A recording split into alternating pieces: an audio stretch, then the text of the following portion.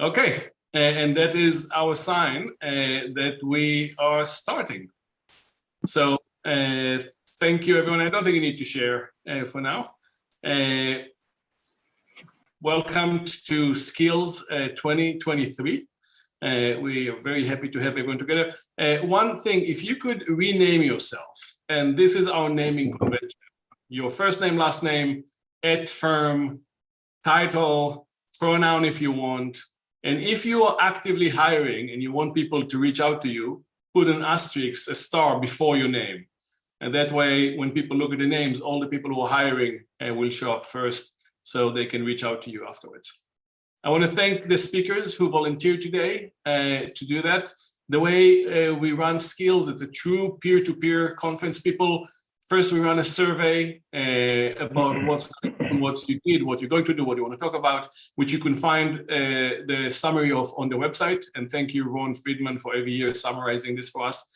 Based on that, people suggest topics they want to talk about. We go back to the group, people vote on what they want to hear, and then the people with the highest rank get to present here. In addition to the people that you're going to you'll hear from today, we have a few more people who had also a very high rank, but we just didn't have time for everyone. You could find them on the website. If you go to skills.law, you could click on 2023 and you have all the presentations there. If you want to go back to it, you could read the transcript, you could listen to them again, and there are a few others which we're going to invite during the lunch break to give us 1 minute to tell you what we're missing that's still on the website for you. So that's how we got here. I want to thank our sponsors, Simpson Thacher and Lex Fusion and ILTA for spreading the word.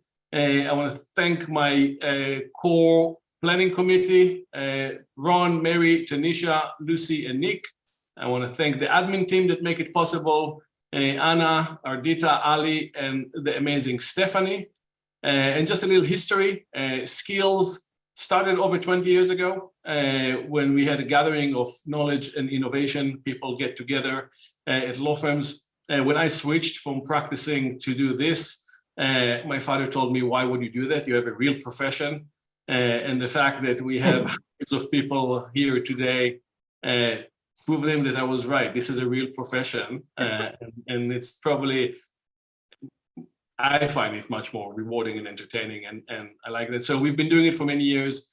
And then a few years ago, we started having to split it. In the morning, we had just the people who run, the number one people, because we need to keep the group intimate, run knowledge and innovation in law firms. And then we started having a second part. It started as an afternoon to allow other people from the industry to get together and showcase success and failure.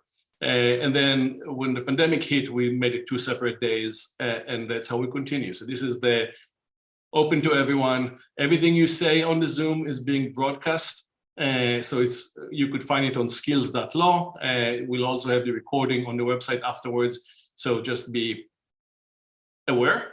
The only thing that won't be is the breakout rooms. So anything that's being talked about in the breakout rooms is going to be private. So ask you to respect that and don't tweet and call. So the survey, as I said, is posted on the website, so you could read it. There's also part of the survey, we ask you what is missing. That's going to be our first panel we're going to get to in a second. And with that, let's go through the agenda for a second. So the agenda, after the opening panel that will talk about what's missing, the market gap, we're going to have 4 sessions of moderated by Lucy. And each one of the sessions, we have a 6 minutes pre-recorded video, and then 4 minutes for question and answers. At the end of each session, we're going to ask you to rank it, how helpful and inspiring it was. And then at the end of the day, the winning presentation is going to get the award. And then after the 20 minutes breakout room, we're going to have 10 minutes break. And then we're going to have the second segment where Nick is going to talk to us about the dark art of change management. And then he will moderate the following 4 sessions. Afterwards, we are going to have a lunch break. During the lunch break, we're going to invite the people who are not presenting today to tell us what else is on the website. And we're going to invite anyone who is hiring or people who needs to make public service announcements to join us here and to talk about it. And then the third segment will start with Bobby, who will talk about the new paradigm in strategic planning. And then Tanisha will moderate the last 4 sessions. And at 4 o'clock, we're going to have closing remarks, award ceremony, and stay here for breaking hour. So that's the agenda. A few things about the house rules. How should we behave today, and what to expect. So everything we say is live right now on skills.law, and the recording is going to be there. If you want to have a conversation on social media, the hashtag is skillslaw. You could also ask us questions in the Zoom chat if you're on the Zoom. And a word about who is in the Zoom and who is not. We asked anyone who works in the law firm or legal department was invited to participate in the Zoom, which will have the breakout rooms. The people who support the industry, we asked to limit to a couple of people per organization, and everyone else was invited to watch it on the website. During the presentation, please mute yourself. But when you go out to the breakout rooms, immediately unmute yourself and please turn on the camera. And you could use the chat to submit the questions for the presenters. Since the chat has a lot of noise, that it's not only question, there's a beautiful conversation already going on the chat. We ask you, when you have a question for the presenter, put the word, either the capital Q or the word question in capital, so it will be easy for the moderator to ask those questions. During the breakout room, remember, skip the introduction, go straight to the topic. People will have your name because you renamed yourself with your asterisks if you're hiring, first name, last name, firm, position, and pronoun if you want, and get ready to go into the conversation. We have a few people who volunteered to help facilitate a conversation right away. You probably, since the rooms are organized randomly, you might have one, you might not, but we trust you all to run a conversation. At the end of each one of the showcase, the 12 sessions, we're going to run a poll and we're going to ask you to tell us how inspiring and helpful it was. And if you need any help, please email info@skills.law and give the team your phone number so they can reach out to help you with strategic. The conversation will continue on the Skills Law community on LinkedIn. So we're going to post the sessions there afterwards. And if you want to follow, if you haven't joined the community Skills Law on LinkedIn, that's where we will continue. You could scan this barcode if you point your phone at your screen right now. It will take you to the community and it will make it easier on you to join. And with that, I'm going to invite our sponsor for the event, and we have a single sponsor, LexFusion. So I'm going to invite Joe first to introduce the panel and the topic, and then Casey is going to moderate the panel. Awesome. Thank you, Oz. Hey, kicking off Skills. I'm really excited for this. Thanks for this unbelievable turnout today. For those of you that don't know me, Joe Borstein, CEO of LexFusion, a very weird company in our space that seeks to accelerate the adoption of what we think of as worthy and innovative legal technology. So we work alongside companies large and small, this topic could not be more perfect for us. We're going to talk today, led by my partner, Casey Flaherty, about the missing feature fallacy, or as we like to call it, the gentleman's no. The missing feature fallacy is this idea that holds back a lot of actually good innovation in legal and, of course, in other areas where good products, good ideas, good solutions are pushed into the indefinite future by this idea that it could have something else. That idea is not wrong, but as Casey and the team that I'm about to introduce put in their terrific primer article before today's talk, imagination retains a permanent lead over reality. So the idea being there's always things we can think of to say no, but we want to work on it together. So look, Skills is a perfect forum for this conversation. This is the group of buyers and ideators in the entire legal industry, right? So it is incumbent upon this group of people to come together and think about, what do they want? Do they want a platform? Do you want one place to rule them all? Or do you really want point solutions for individual things?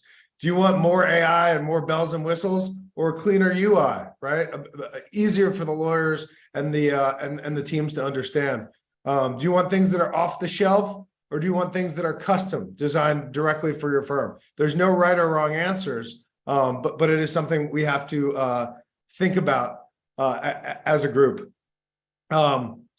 Before I hand it over to this amazing panel, that I just wanted to also thank Oz and the skills team and Simpson Thatcher for putting this together. This is incredible to get the minds in legal innovation in one place, listening and paying attention. So thank you for that. I also just want to remind all the listeners today, like, how empowered you really are. Right now, there is a huge amount, even in this downturn, there is a huge amount of investment and talent going into the world of legal innovation. One of our companies just received, a massive check from Andreessen Horowitz. It's the real deal. The quote unquote smartest money in the world, whatever you think of Silicon Valley, is coming into our space, and they want to build for you. Think alongside them, challenge them. Have these people who are well-funded and very smart think alongside you to hit your goals. And as is our Lex Fusion slogan, let's all be better as a community together. And I think this is the community to do it. So we're really proud to sponsor today. So let me introduce the panel who's going to talk about missing features and solutions. Joe Green is the Chief Innovation Officer at Gunderson, newly appointed, long-term friend, former lawyer, and former Thomson Reuters colleague.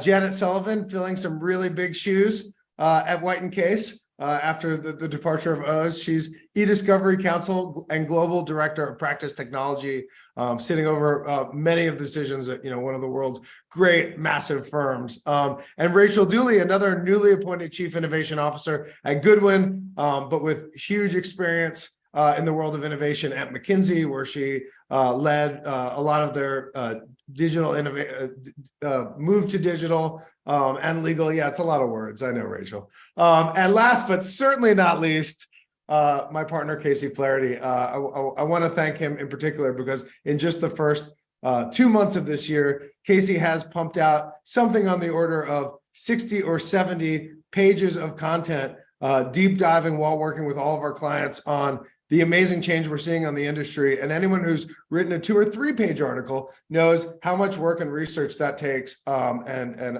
I appreciate it as his partner, but hopefully it's useful to you all out there in the market as well. So let me kick it to my partner, Casey, and this amazing panel. Let's get started. Well, it doesn't take that long if you're just making things up. No, I certainly can't make things up because all of you would call me on it. You're not a very happy bunch, and we thank you for that. We sit at the intersection of vendors and law firms and law departments, and nobody's happy. And you shouldn't be, because you should always want better. There's nothing wrong with wanting better, with pushing for better. But the fundamental question is, what is actually required to get from no to yes? What are those critical features? What is the critical path, as opposed to what would be nice? What would be just a little bit better, but not dispositive? And we didn't want to just come in and tell you what you should think. We asked you what you thought. And for those of you who took the survey, which is over 130 of you, you thought all different things. Better AI was way up there at the top, and this was before ChatGPT mania struck us all. Integration, data, end-to-end comprehensive matter management, user adoption and training, usability. It was all over the map. All of the answers were valid. All of the answers were good. But if you're a vendor looking at answers like that, what is it that you should focus on? And they've tried, I assure you. They go into meetings and they take copious notes. They bring user groups together and then oftentimes shrug their shoulders and say, we don't know what to do next. Even talking to our best clients, who are already our clients, makes it very hard to decide what to prioritize. But there were certainly some themes that emerged from the many disparate answers. A big one was information being data organized so as to be useful for decision making. So much of the calls for better AI were, how do I actually get value from my data? And while there were a lot of answers that seemed to be at odds, I want an end-to-end solution, and I want everything to be API first, so I can plug them into each other. Those aren't necessarily incompatible. The thing that does seem incompatible is our tech and our users. I think all of us on the panel are lawyers, so we may need to slander our own environment, but there were more complaints about the users not being ready for the tech than there were complaints about the tech not being ready for the users. But there were plenty of complaints about both. Again, you're not supposed to be happy. You're always supposed to want more, but we should collectively think through which will have the biggest impact, and see if we can find common ground, some form of consensus that can help all of these vendors do better, because better is exactly what we want. And with that, I want to turn it over to our fabulous panelists, starting with Janet, and the very simple question, how are we supposed to derive value from our data? Thanks, Casey, and thanks, Joe, as well. Good to see everybody. Yeah, I like the way Joe actually put it in his introduction when he said, we sort of operate between the convergence of imagination and reality. And when we think about information and data, how do we get value from data? I think of it in a similar way, which is, how do we combine the vision of the visionaries with the pragmatism of the pragmatists? And I think the best way to do that is to look at ways that we can find commonality in the data, categorize them and standardize them to make the data more interoperable and to be able to surface that value. I think some of the survey responses that we saw was better AI and better search. And data standardization certainly speaks to that. It's a win-win, combining, what the visionaries want to see from the technology and what the pragmatists know that technology needs to do. Some of the things that we've heard are in terms of, improved quality of data, increased interoperability that I know my fellow panelists will be speaking to shortly, faster training times, and I'll be talking about this in a minute. Generative AI, we've heard ChatGPT mentioned at least 3 or 4 times now. So talk a little bit about, how do data standards and the quality of data fit into those large language models and learning, accuracy and consistency, and of course, last but not least, compliance. And so I think, part of what I was going to speak to is, where does the journey lead in terms of data standards? Data standards aren't always the hot topic of the day, right? It's not like people are really talking about ontologies and taxonomies and so forth, and that really gets the juices going. But quite frankly, it's the underpinning of most of the technology that we have. And it really does address a lot of the issues and problems that we've seen and that we've seen surface, and that Casey has now mentioned, and that we've seen surfaced in the surveys. And certainly I know even in my own world, most recently, we were working on just share a brief example, a small slice of a knowledge database that we're looking to build, knowing that we're going to have to build on top of that as we reach out to more and more practices. But this was really for a very niche and particular practice area.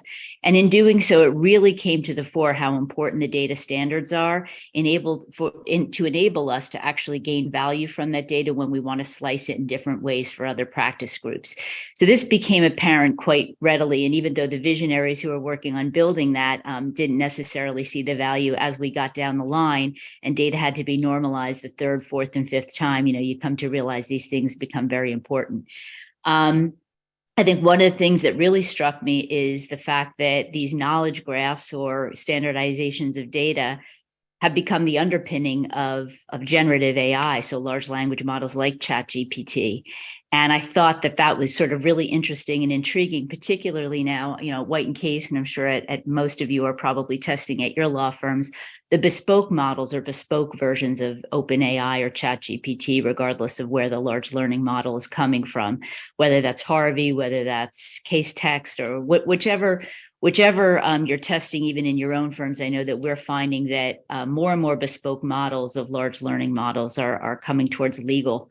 And legal both in terms of what we can give to the practices, but what we can give to the business, right? So timekeeping and billing, matter information, practice codes, business entity data, all of that stuff really has knowledge graphs and those hierarchical taxonomies as an underpinning.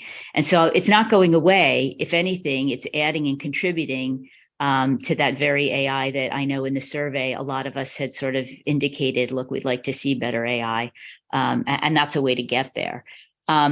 One thing, and my colleague, Damian Reel, who I had the pleasure speaking with last week, was talking about, and he raised that I thought was actually particularly intriguing about information, data standards, better AI, and where we're moving is client experience and client impact.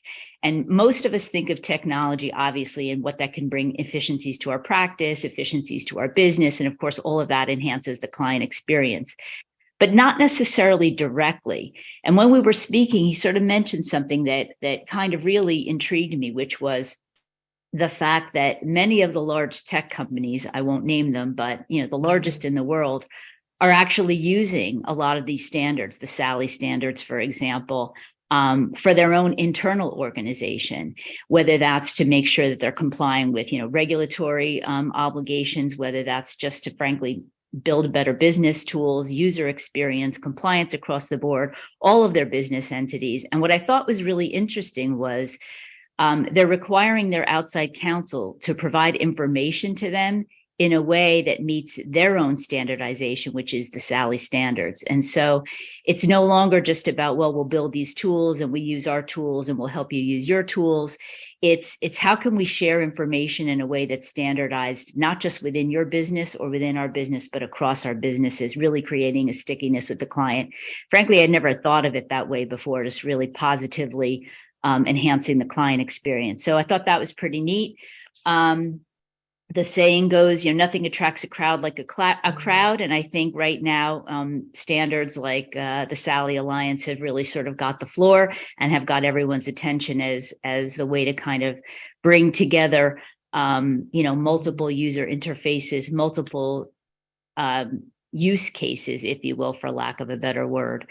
Another thing that sort of intrigued me about it, if you think about it, is that's not the secret sauce, right? So that's not the thing we need to worry about. Well, we've got this really intriguing, taxonomy, and we've got this really intriguing hierarchy of tagging data, and that's really going to make the difference. It's not, right? It's how you apply that, because the tags, you may apply them in different ways, but honestly, they are what they are. Data categorization, it is what it is. It's how you use it. It's how you slice and dice that data. It's how you use that to analyze the data. That's really the difference. And so, an area where I see there aren't always that many, where we can certainly share efforts across, whether it's, the law firm experience, the client experience, business colleagues, and so forth.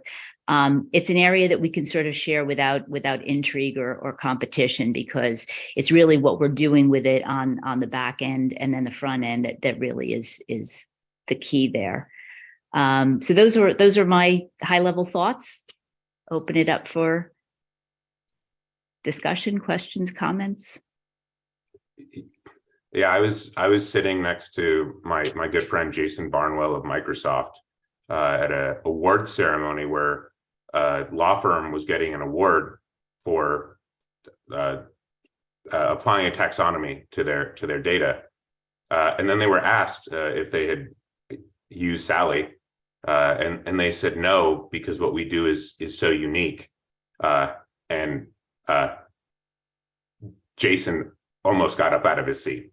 And there is a very strong push for standardization. And for those of you who have not looked at SALI, and LexFusion is not involved in SALI, to the extent you have anything you see that you don't like, they're the nicest people. They're the nicest people ever. I urge everyone to work with them, because we're definitely moving in that direction, and we're moving there fast. Damien told me a story about how he'd been trying for years to get resources to apply some kind of AI to data in order to put it into the taxonomy. And with the newer models from OpenAI, our friend Michael Bomarito was able to create a piece of tech in about 45 minutes that did exactly that. So we're at the front end of an accelerating growth curve, and standards are going to be so important. Joe, Rachel, any comments before we move just on to you? briefly. I mean, I heartily second everything that Janet just said. And I think I would just add that having worked with a lot of technology providers, having worked at technology providers, when your software relies on your customers' data, and all of your customers' data is structured very differently, it's very hard for a vendor to provide all the things that everyone wants them to provide. And to the extent that customers can work together to adopt standards across the market, the possibilities for their software vendors to build things for them that will really work and work seamlessly and work with other adjacent tools just grows exponentially. So I think this is for this group in particular, such a potential area for collaboration that can benefit everyone. I shared Jason's reaction to that comment about the taxonomy that was a unique snowflake. They all are. That's the problem. Yeah, I would third that, I suppose. And I know we have a number of our Goodwin colleagues are speaking specifically on our data approaches later today, so I won't scoot that. But I will say that, at my time at McKinsey, I saw many data transformations fail for lack of strategic vision and lack of sort of direction of like more is better, right? Like, let's create a data lake, let's mine, let's get it, get everything and more is better. And I think that is almost never the case in any industry. And I think in particular in our industry, that is not the case. I think having vendors that can help us in the first instance define or help us, clarify the strategy and run towards that, as opposed to just like, yeah, we can mine tons and more, and then we'll figure it out later. Like, that is a recipe for a collapse of a system. Well, Joe, going back to you, data isn't the only thing that needs to flow between applications. Users do too. In your response to the survey, you said you wanted an end-to-end transaction management platform, and you're about to be pinged by 47 vendors who are going to tell you they have exactly that. So enjoy. Is that really what you want? One platform to rule them all, that will be there for you for every step of the transaction? No, that's not what I want. Next question. No, I mean, that's not what I want. That's not what I think is feasible. I don't think that's possible, frankly, given the variety of practice, the variety of workflows. When you're talking about attorneys' workflows, forget about making it work across firms, forget about making it work across practice groups, talk about making it work across individual lawyers, individual partners who all have their own, kind of unique workflows. I think it's, incredibly challenging to try to build a monolithic platform that does everything. I'm not looking for an all-in-one platform solution. Attorneys are. They want it. They don't want to remember 15 different places that they have to go to and 15 different platforms and 15 different logins, God forbid. They want what feels like a unified solution. And I think that's the challenge that's before all of us, is how do you take best-in-class solutions across, a whole industry, and make them feel seamless, make them feel like the data moves where it needs to, the workflows are at your fingertips, all the different tools that you need. We had a proliferation of point solutions, and now we have a proliferation of platforms, and none of them are going to solve, the fundamental problem, which is that for workflow solutions to work really well, they need to work pretty seamlessly for the end user. And that requires real collaboration and integration and data standardization. And I think that's the thing that I try to work a lot with our vendors on. I work with vendors from startups, very lightly funded startups, all the way up to, the biggest legal tech providers out there, and spend a lot of time with them, giving them, not just feedback, but trying to work with them on how we can stitch the various things that we need to stitch together in a way that will really work for the end users. And yeah, I mean, the end users are tough. I know Rachel's going to have some words on this. I tend to feel like 90% of our adoption challenges are, can they remember that it exists and log in? If we can get that, the value will be obvious. But that's often a big hill to climb. And I think this is where standardization, not only data standardization, but workflow standardization. Law firms have a lot of choices. We all work together. This is a collaborative industry. Even when we're opposite each other, we're, and in an adversarial situation, we still have to work together to get through, to an ultimate resolution. And, I think that there's so many opportunities to streamline that, not only within firms, but across firms. Gunderson's been very active in the Open Cap Table Coalition, like Sally, a kind of standard setting open source initiative. And we have, Goodwin and a lot of the other firms that we are, across from quite regularly, all around a table. And we're not just talking about a data standard. We're talking about the way that we practice, the way that we work together, and how we can agree on things that, disagreeing doesn't add any value for our clients. It makes it very hard to build software that works, and basically makes everyone's lives miserable. So there are real opportunities for us to move the needle on that. And I think a lot of appetite from what I've seen, certainly as part of that, as that coalition, has come together. So, yes, we are looking for an all-in-one solution. We're not looking for an all-in-one platform from one company, I think, is where I stand. Yeah, we end up counseling a lot of startups, some of which are our own and some of which we just know in the space. And they're often they have technical founders who will tell you that they can do anything. And you have to, and I credit that. I've seen some amazing people do some amazing things, but we always tell them, yeah, you can do anything, but you can't do everything. And if you're not going to play nice with others, then you're just going to be another point solution. And you're just going to be another icon on the desktop or plug in Word or what have you. And no one's ever going to adopt you the way they should. And so focus is key. And the ability to integrate permits focus. Janet, Rachel, any comments before we talk about our beloved lawyers? Well, yes, I'm happy to get to that one, but I will say, yeah, I mean, I think that there's something about like leading with the API, I guess I would call it. I mean, we can categorize that different ways, but if you can come in the door and start talking to me about how easy, your plug and play is, you're going to get a conversation much easier than like, I have this transformative piece of software. I mean, platform feels like almost like a negative word now, quite frankly, because it just feels like a behemoth to move.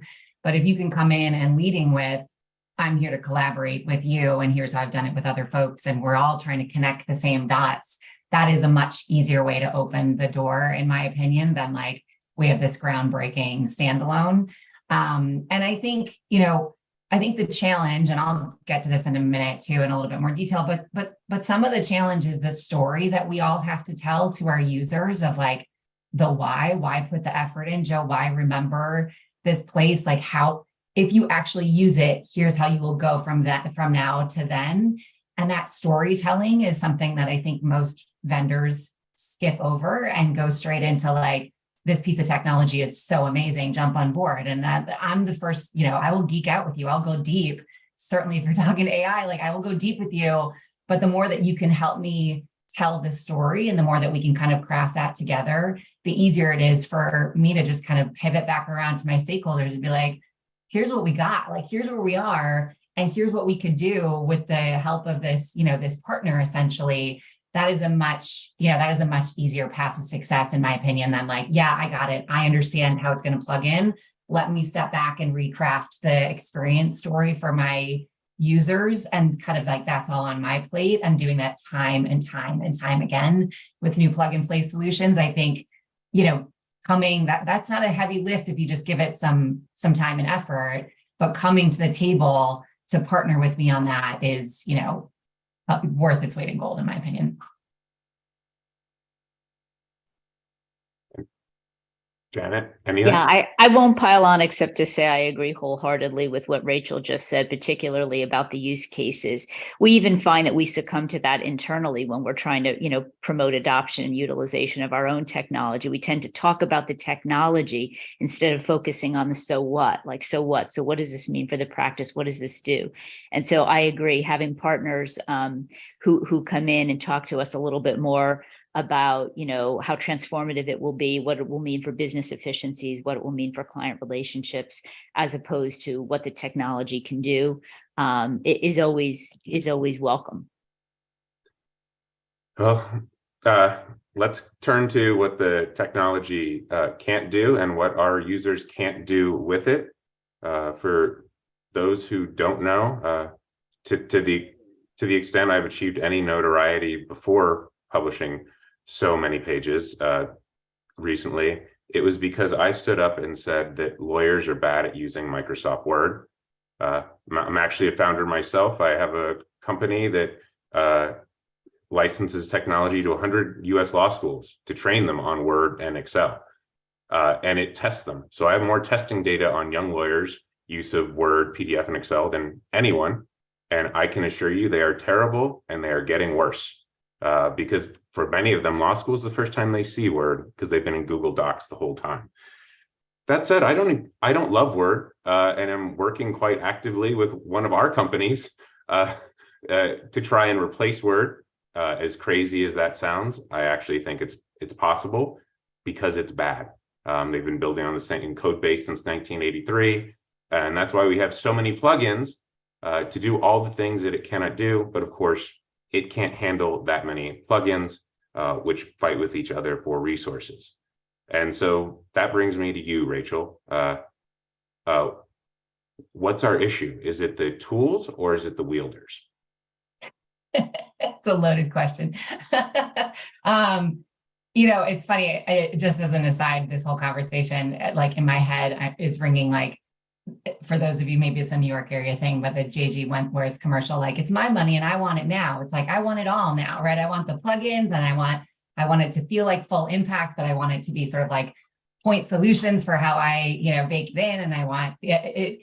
We are at a digital transformation kind of like pivot point for our industry, in my opinion. And I think, it is these are all interrelated, as I'm sure everyone agrees and everyone knows out of the gate. But I would say, there are issues on both sides of the equation. That feels like such a lawyer answer of it depends, right? But I think that there are pieces on both sides of usability and the folks who are using. I think the folks that are using, the sort of the roadblocks that we hit there are the more obvious ones, and the ones that are less new and less shiny. So I'll get to that in a second. But I think from a usability perspective, I would say, when it comes to, well, maybe we'll talk about AI in the first instance, because I feel like that's all anyone wants to talk about at the moment, generative AI.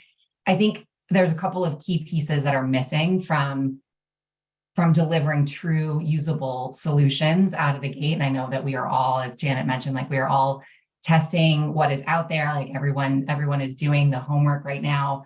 But what I find that is missing for the folks that are coming to me as it stands right now are a couple of things. One, I think the inability to explain to us how your model works. You have to figure out how to explain the functionality without giving away the special sauce, or we're never going to be able to sell it to our users in a real meaningful way.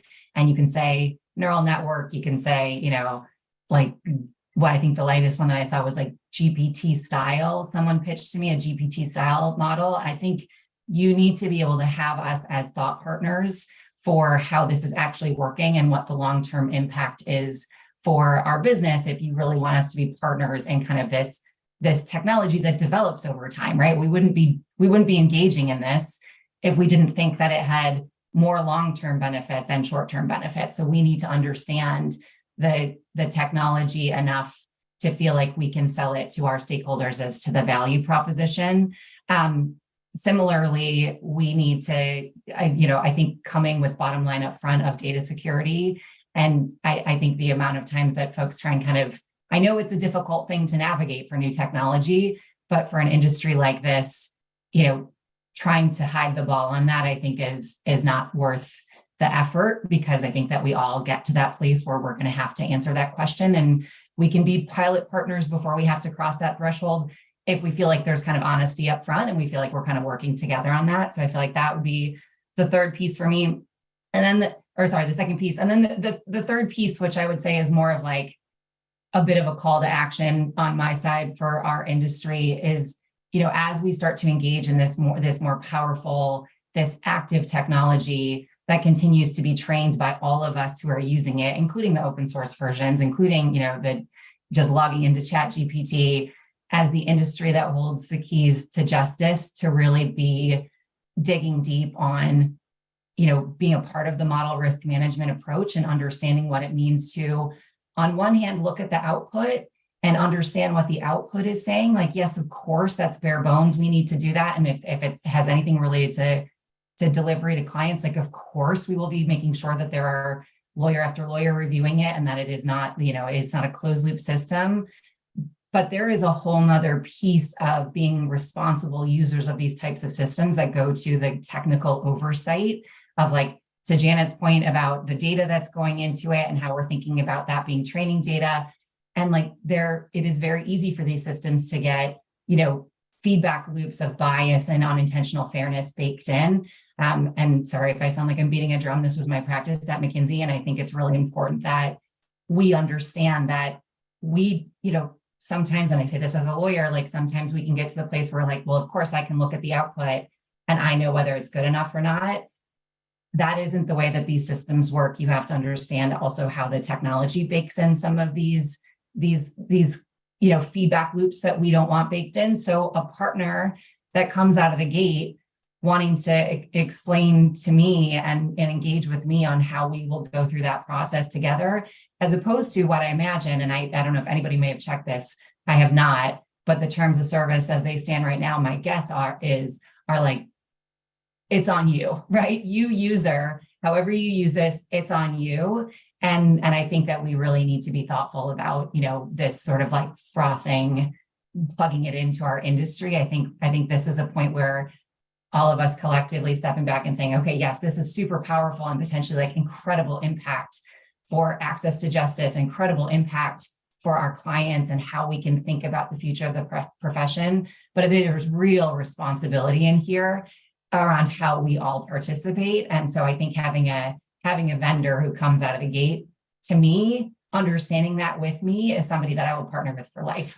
That will be somebody that, like, you have my true, my true dedication. And then on the users, I think this one's easier, right? Like this, we still butt up against the billable hour and folks trying to get the sliver of time to train folks about how this fits in to their day in a way that, like, makes them more efficient in a way that they want to be made more efficient, and that really can, that they can start using it immediately. This goes back to my earlier point of the more that we, that vendors who are looking to serve us can help us tell that story and can help us, like, figure out what the user experience is, get to know a little bit about where we are currently, and help us kind of forecast how they do it better with us.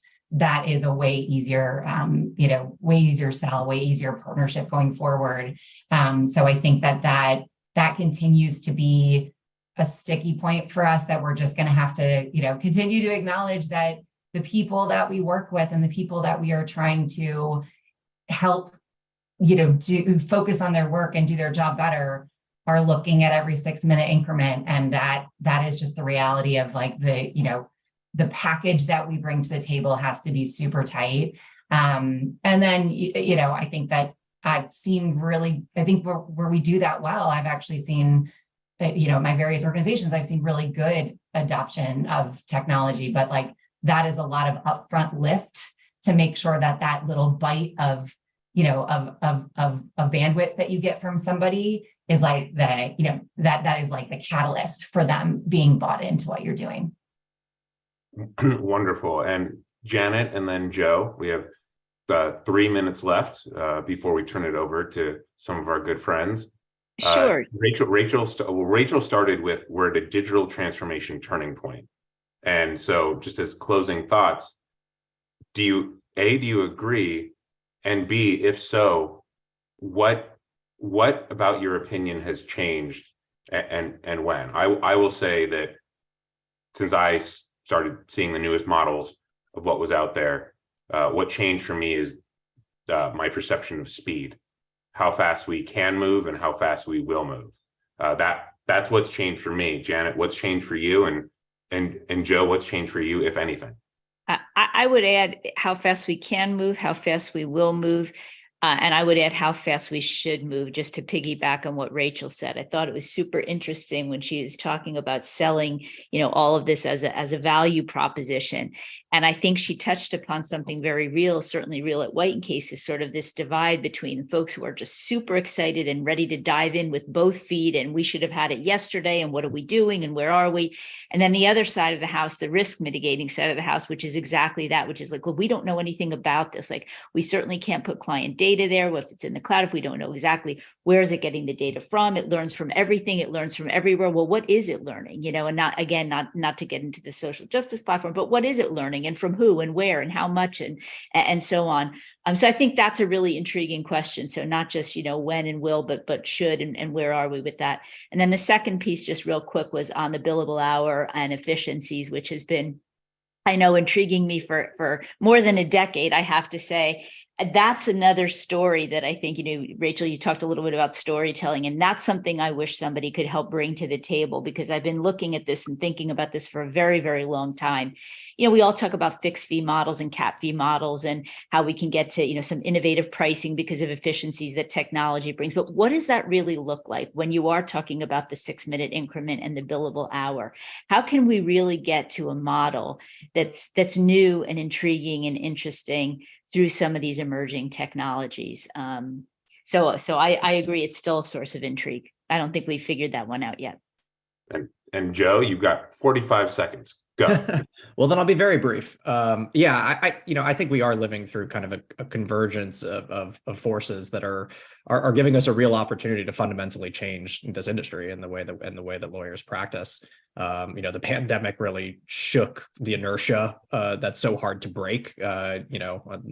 Very senior lawyers were doing things that I never in a million years would have expected them to do, kind of during that time period. And then the acceleration of, what the technology is capable of and the capital flowing into the industry to really, kind of supercharge, growth and new offerings.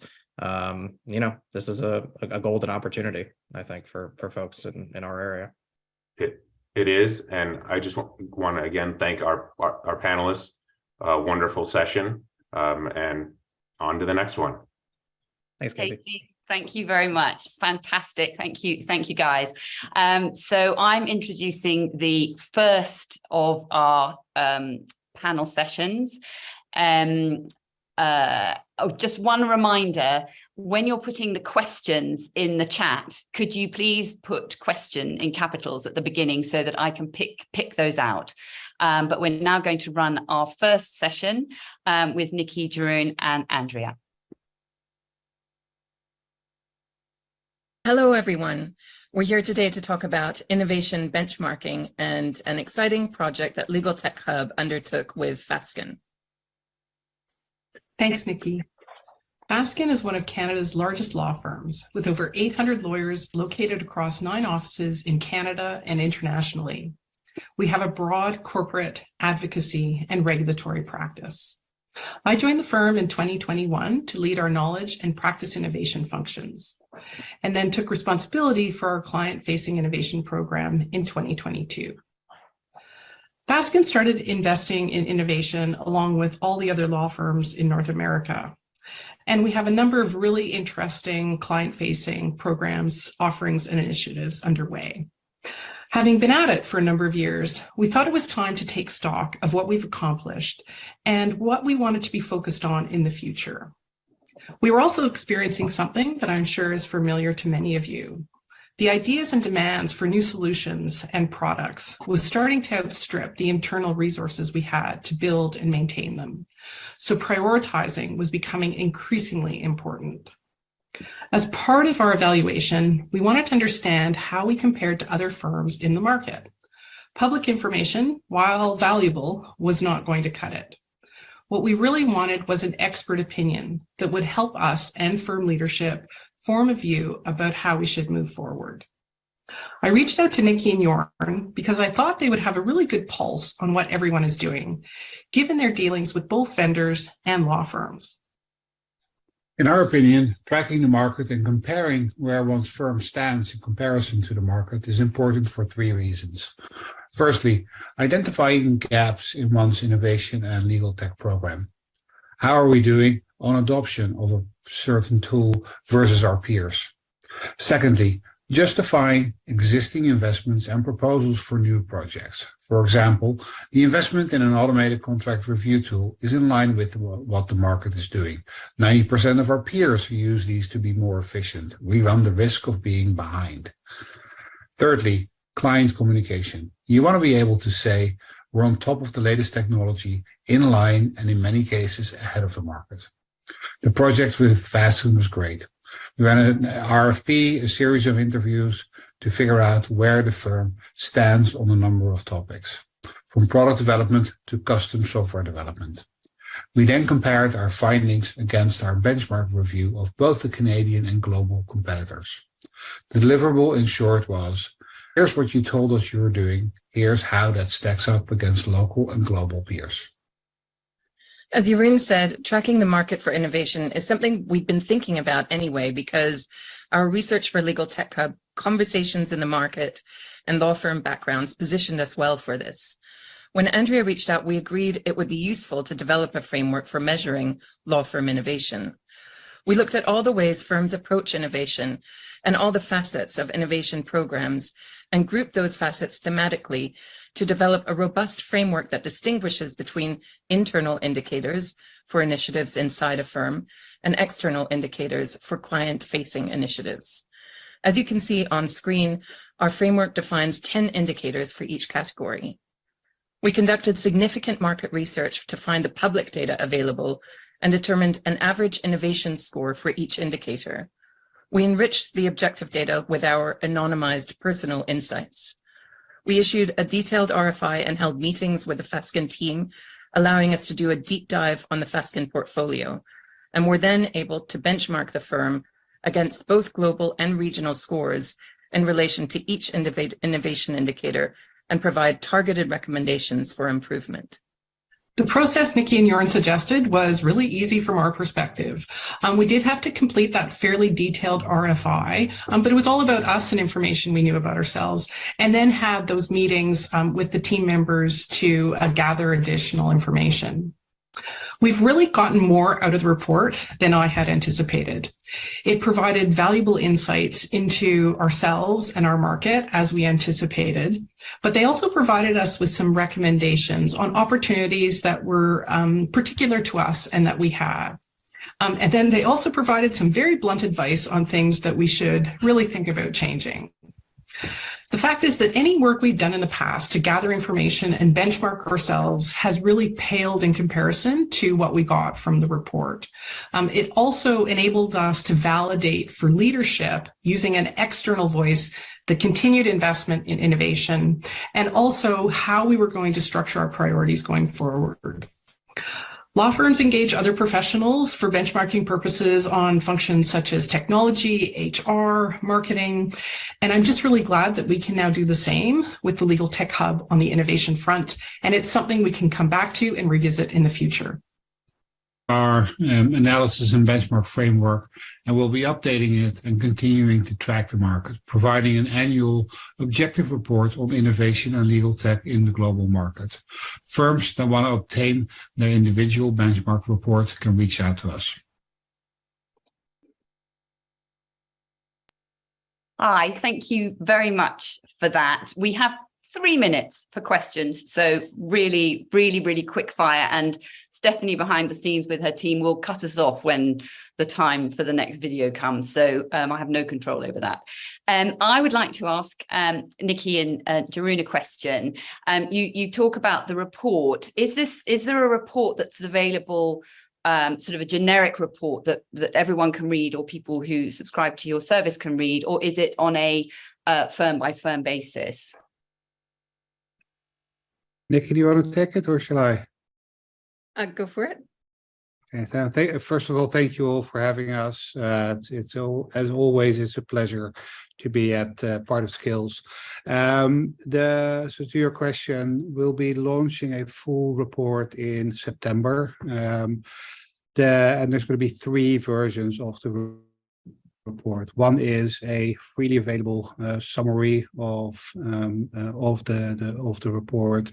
2 is the full report, not customized to a particular firm, and 3 is a benchmarking report where your firm stacks up, and that's on order in the same way FAST can work with us.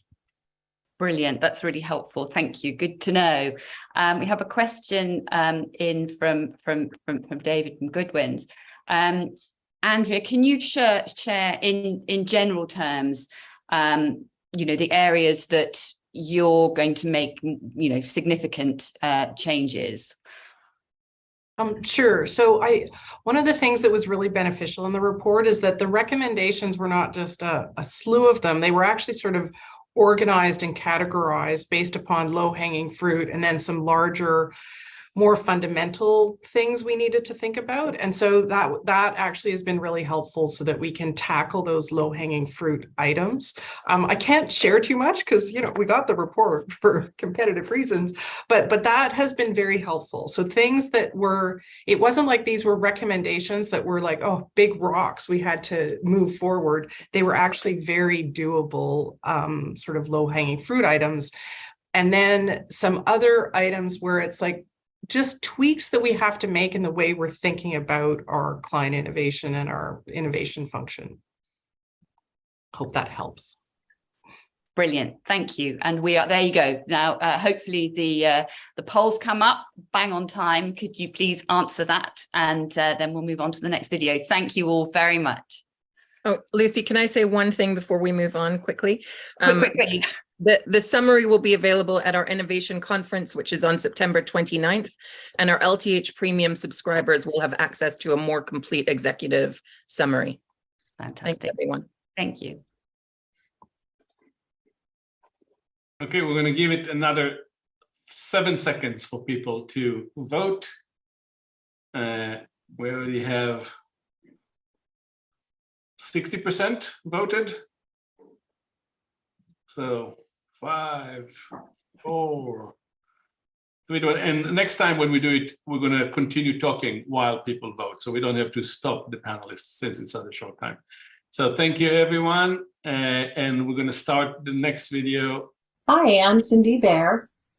Hi, I'm Paul Casey. And we are here to tell you the story of 0 to 60, starting a law firm data team. The story of our team starts with a chairman who was convinced that data would be valuable to the firm's new strategic plan. We hired some outside consultants who worked with Paul to start some initial projects. And then about a year ago, I was added as the firm's first Chief Data and Innovation Officer. Paul and I got to work identifying our top 3 critical priorities. The first one was experience. In 53 days, we implemented Foundation, started gathering rich descriptions of our work and information about the firm's strength in litigation. The firm must have been quite hungry for this information. There have been almost 9,000 searches just within the last 6 months, and that doesn't include the data team. We have 7 legal teams that are starting to work with us on matter profiling, and Foundation has really become the first window to our data. It is a place to view and search all of our firm intelligence.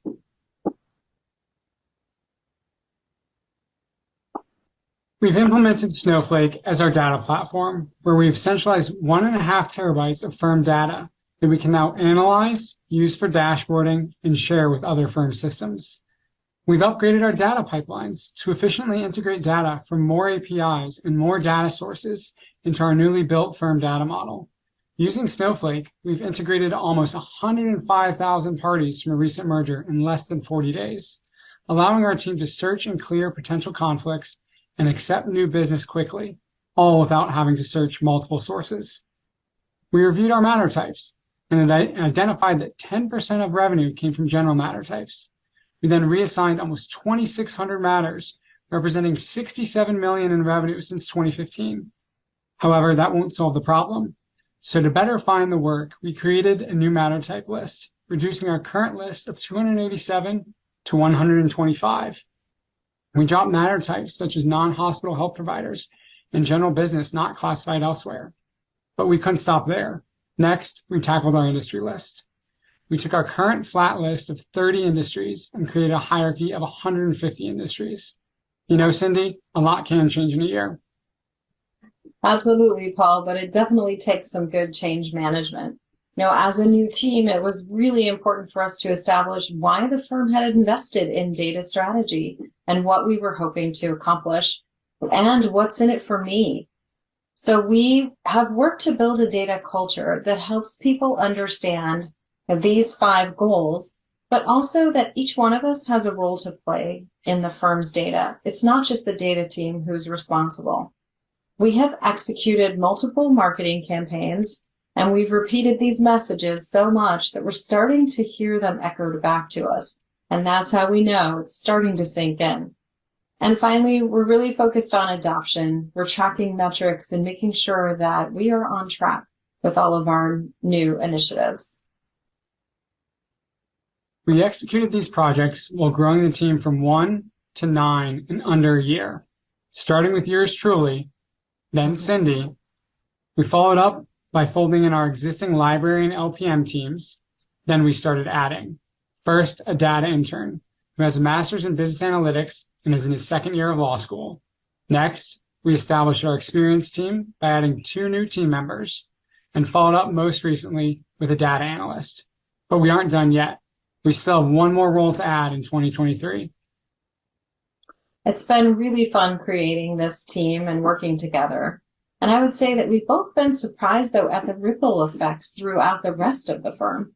We knew that we were going to try to conquer data silos, but what we've also found is that we've broken down silos of people, and our administrative teams are collaborating more than ever before. We've seen the rise of several new roles, more formal project management support that started with the data team and has grown exponentially. Internal communications team has doubled, and new roles have been added in operational departments that are very much related to data. All of those new positions came in handy when we created our new data governance team to support our recent merger. Now we're all collaborating on all of the changes that impact us all. You know, as we look ahead to this coming year, we're excited because we have positioned our team to deliver greater value and greater insight than ever before. Our reports will be expanded to be visual and interactive, and we're really excited about starting some interesting projects with predictive analytics. Finally, we want to make sure that our projects can be client-facing, and we will work hard to look for those opportunities. Paul, it's been a heck of a journey, and it's full speed ahead. It certainly has. Thank you, Cindy. Thank you. Thank you both very much for that. We have some questions in. So one from Haley Harris. 9,000 searches in Foundation is impressive, as indeed it is. And what group is searching most? Is it the lawyers, marketing, pricing? What's your experience there? People are searching for particular clients, searching for topics, right? Solar energy, they're looking for experience in different ways. Before Foundation, Frost Brown Todd didn't have, for example, client matter pages on their intranet. You know, there was really nowhere to find this information. That's why it has become such an important window for all of our professionals to really understand what is the work that we do, right? We've been emphasizing know your clients, know who we work for, know what we do for them, and know who's doing the work. So it seems fairly simple, but it wasn't really a capability that they had before. Thank you. And then I'd like to add on to that something which is dear to my heart. What are your plans around adding knowledge material, precedents, templates, checklists, etc.? We really haven't found that that's been a demand quite yet, but we will be linking foundation profiles to, our net document system. We're also putting in new search capabilities into our intranet that we've been focused on. Another project that we probably didn't have time to mention, but this year doing a lot with improving the search there. So we're trying to bring simple things together. Yesterday, the question was, how do I know where these physical files are? Can we have a link to that in Foundation too? So anything that we can bring together, we absolutely will do that. Brilliant. Thank you. Another question. You mentioned doing a project with predictive analytics. Can you discuss more about what that, it's going so fast, it's moving. Can you discuss more about what that project would be and how it helps the firm? Yeah, Paul, do you want to take that one? Yeah. So the first one we're really focusing on is around attorney success and measuring what can make an attorney successful at Frost Brown Todd. It's first kind of establishing an inference model. What are those factors? And then carrying that forward is, looking at the attorneys who are currently within the firm or that we're looking at bringing on and, predicting their success down the road. And I think getting that insight as early as possible to start to build that roadmap for an attorney's career here at the firm would be very helpful. And then there's some questions around the team. So I'll roll two into one. How many analyst level professionals drive the projects? And do you have a dedicated personal team for the visualization of the data? Yeah, we don't have a dedicated team for visualization yet. We haven't grown to that point yet. Paul and his team are doing all the data analyst work. They're doing all the data visualization work. So, we're small but mighty, and hoping to, as we certainly prove our value, I think we'll have no trouble, getting more resources at the firm. Fantastic. There are lots of more questions coming in, but I'm conscious of time. So do have a scroll through and respond, Casey and Paul, Cindy and Paul, that would be great. But now it's time to move on to the next video with Andrew Baker. Hi there, my name is Andrew Baker, Director of Data Analytics at Simpson Thacher. My guess is this may be the last video in the skills catalog that you've watched. And I make that assumption on the fact that few things probably sound as dry and perhaps as geeky as data architecture. But I promise this will just be a microdosing. 6 minutes and we're done. So bear with me and hopefully it's not too painful. First, I think we can all acknowledge the fact that data analytics has a tremendous amount of potential in the legal market. But doing more than just spot projects requires us to rethink what we're doing organizationally within this space. In fact, we have to update our skills, underlying technology, processes, our understanding of our data. There's a lot to do. And part of the challenge is that we're really not solving for a single thing. We're solving for thematically two different things: operational use cases and analytics use cases. These are complementary, but they are different. And when you think about some of the best work that's done in the analytics space, it's really at the intersection of multiple different data sources. And similarly, many of the applications that we bring on within a law firm now require data from all corners of the organization. So being able to fluidly mix and match becomes very important.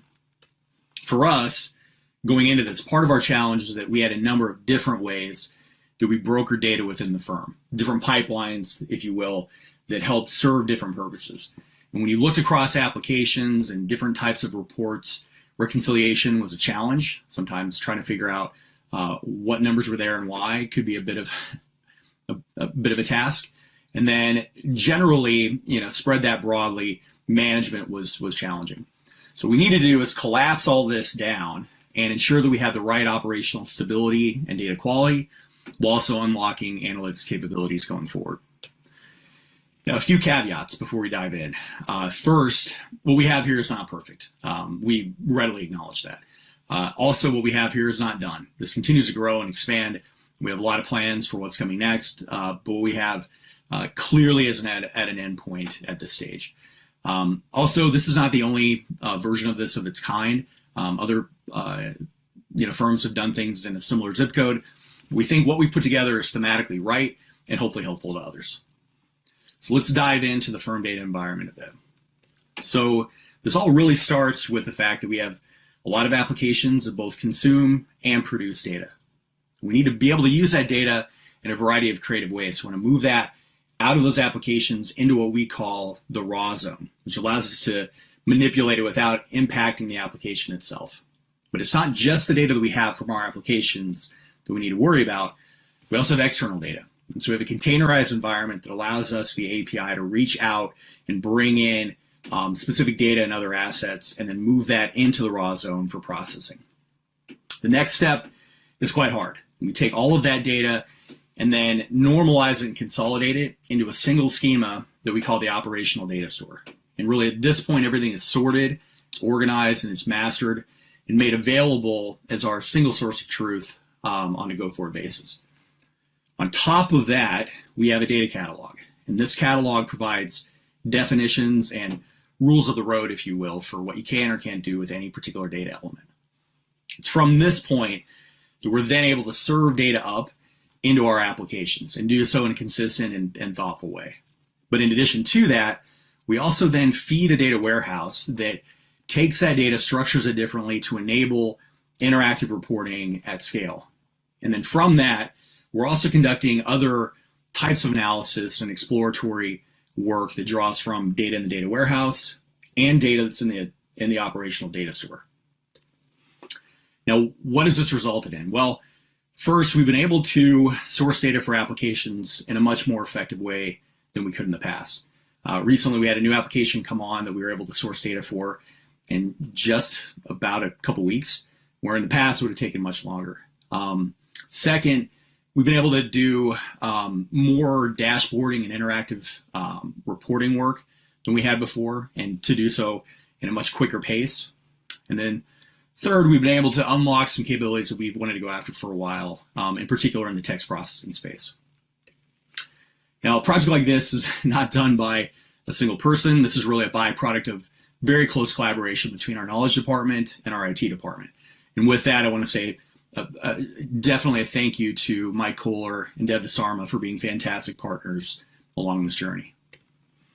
So as far as lessons learned go, first, as mentioned earlier, you can't take your hands off the wheel. This is something that does not end, and it needs the right kind of staffing, support, and oversight going forward. Secondly, many of the steps within this environment are simple in isolation, but there are so many that in aggregation becomes complex pretty quickly. So you really have to manage the complexity right from the jump. And then third, the importance of the data catalog, we don't want to undersell. We think that's huge for our ability to govern and manage on a going forward basis in a way that provides the reliability that we're looking for. And so with that, that's a general overview of the firm data environment at Simpson Thacher. If you've made it this far, I'm going to give you very much a hearty thank you. Brilliant last slide. Thanks, Andrew. Questions coming in. So is there a short answer to why a data warehouse versus a data lake? Is there a short answer? Well, I think the short answer is you shouldn't kind of have to choose. I mean, really thinking about it in terms of an environment is kind of the better way to look at that problem. A warehouse usually orients things for consistent and interactive reporting, but really what you need are data structured in a variety of different ways to serve different purposes. So the idea of a lake house that has more unstructured and different kind of zones to it is probably the better way of thinking of it. But that includes really that warehouse component, as part of the overall umbrella. Okay, thank you. It's as short as I can get, hopefully. That makes sense. And just very practically, in terms of, as you came to this, what was the first project that you took on and that you launched? Well, we had a number of things kind of coming to head at the same time. One, we were working on trying to make sure we had the data to feed a new intranet that we were designing.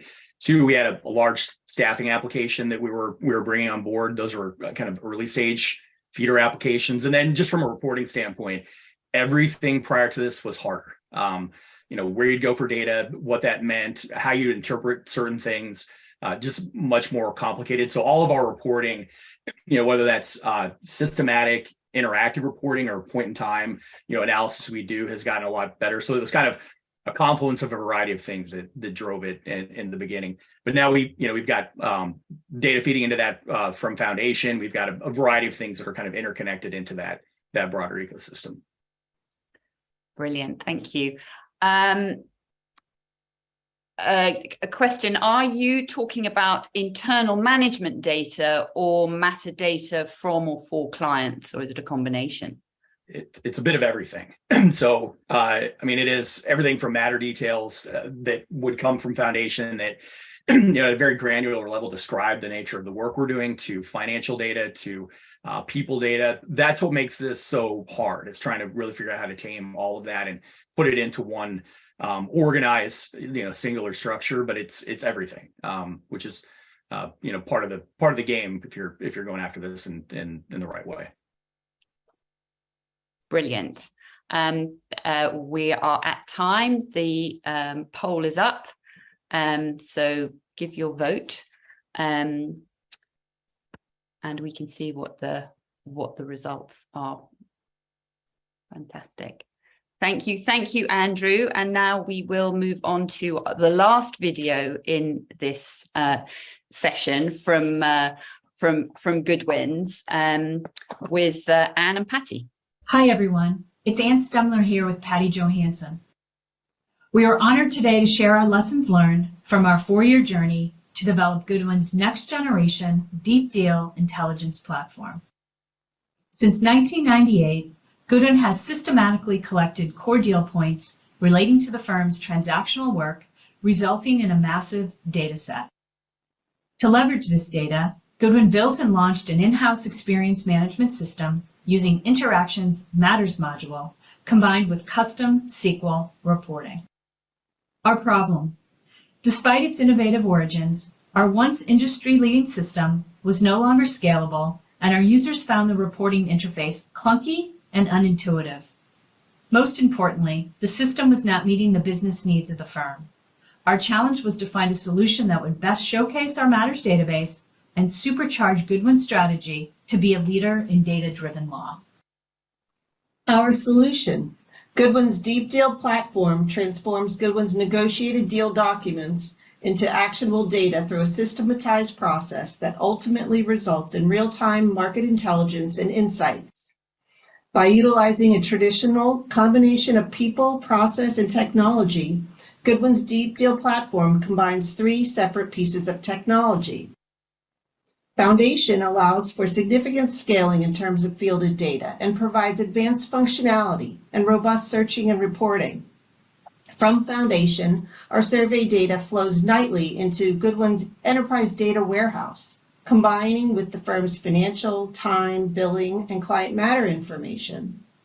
Lastly, Tableau is used to develop and facilitate dynamic, interactive visual representations of this data. The process and the people. Goodwin attorneys are required to complete a deal term survey within 10 days of closing their deal. Foundation surveys are configured for 7 different transaction types, comprising over 600 custom fields, with conditional logic to allow for seamless entry of data. And yes, Goodwin believes their attorneys are the best source of quality deal term information, and their participation in the process serves as a means to institutionalize the firm's commitment to its data strategy. Leveraging the data. The survey data is immediately searchable within Foundation. However, you're not leveraging your data if you're not visualizing it. Goodwin's deep deal data is actionable. Goodwin attorneys use the data insights from the platform in real time when advising and pitching clients. Armed with this information, they can now advise clients on what Goodwin is seeing in the market based on hard data, rather than based on anecdotes gleaned from their experience. To keep the data at the forefront of everyone's minds, we regularly push insights from our Deep Deal platform internally. We also publish client-facing insights externally to showcase Goodwin's experience and expertise. Our takeaways. This 4-year project included hundreds of decision points and thousands of small details. Our lessons learned are not revelations, rather they reflect the basics when solving business problems of this type. Lesson number 1. A big data project can't be successful without the hard work of developing logical taxonomies, data harmonization, and other basics of data hygiene. If you haven't started with these tasks, start now.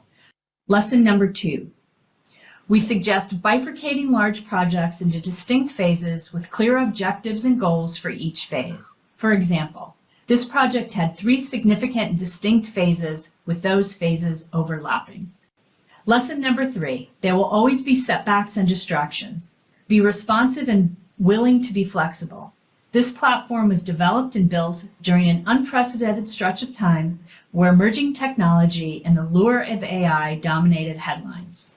Our response was to take a disciplined approach to regularly scanning the market for alternative approaches and to continuously assess, reassess, and revalidate our technology choices and project assumptions. Lesson 4.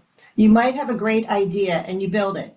That doesn't mean they'll come. A heavy focus on change management is required.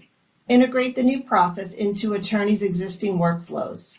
Encourage participation by offering billable credit and publicly recognize top contributors, as well as plan for negative consequences for those not willing to comply. And have a continual awareness campaign to keep the data front of mind. Lesson number 5. The journey is never over. There will always be more to do. As technology evolves, Goodwin's data collection continues to grow, and we constantly look for creative ways and more advanced technologies to help us collect, leverage, and showcase Goodwin's data.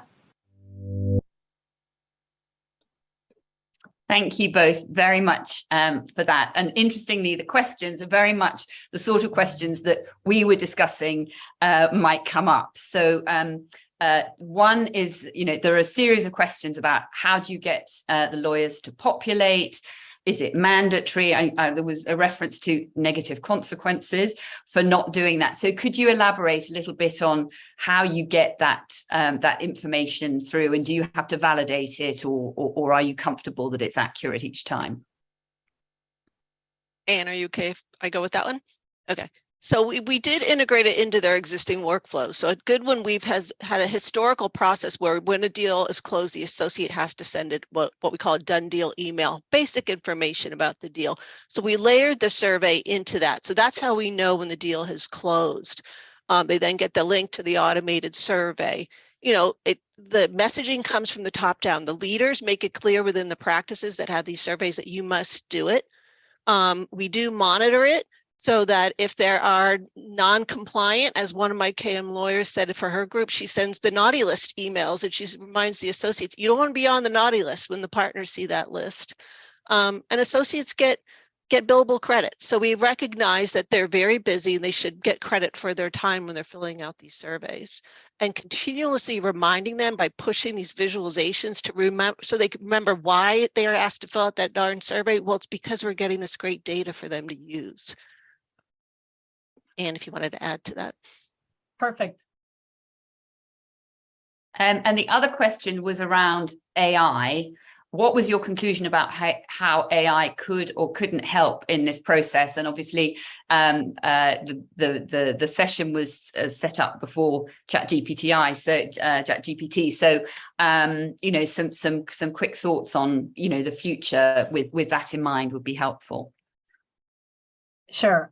So I guess Patty's talking about deal compliance and putting data in. And I guess our kind of overall assumption is that we never, ever have assumed that Goodwin lawyers will be filling out deal surveys forever.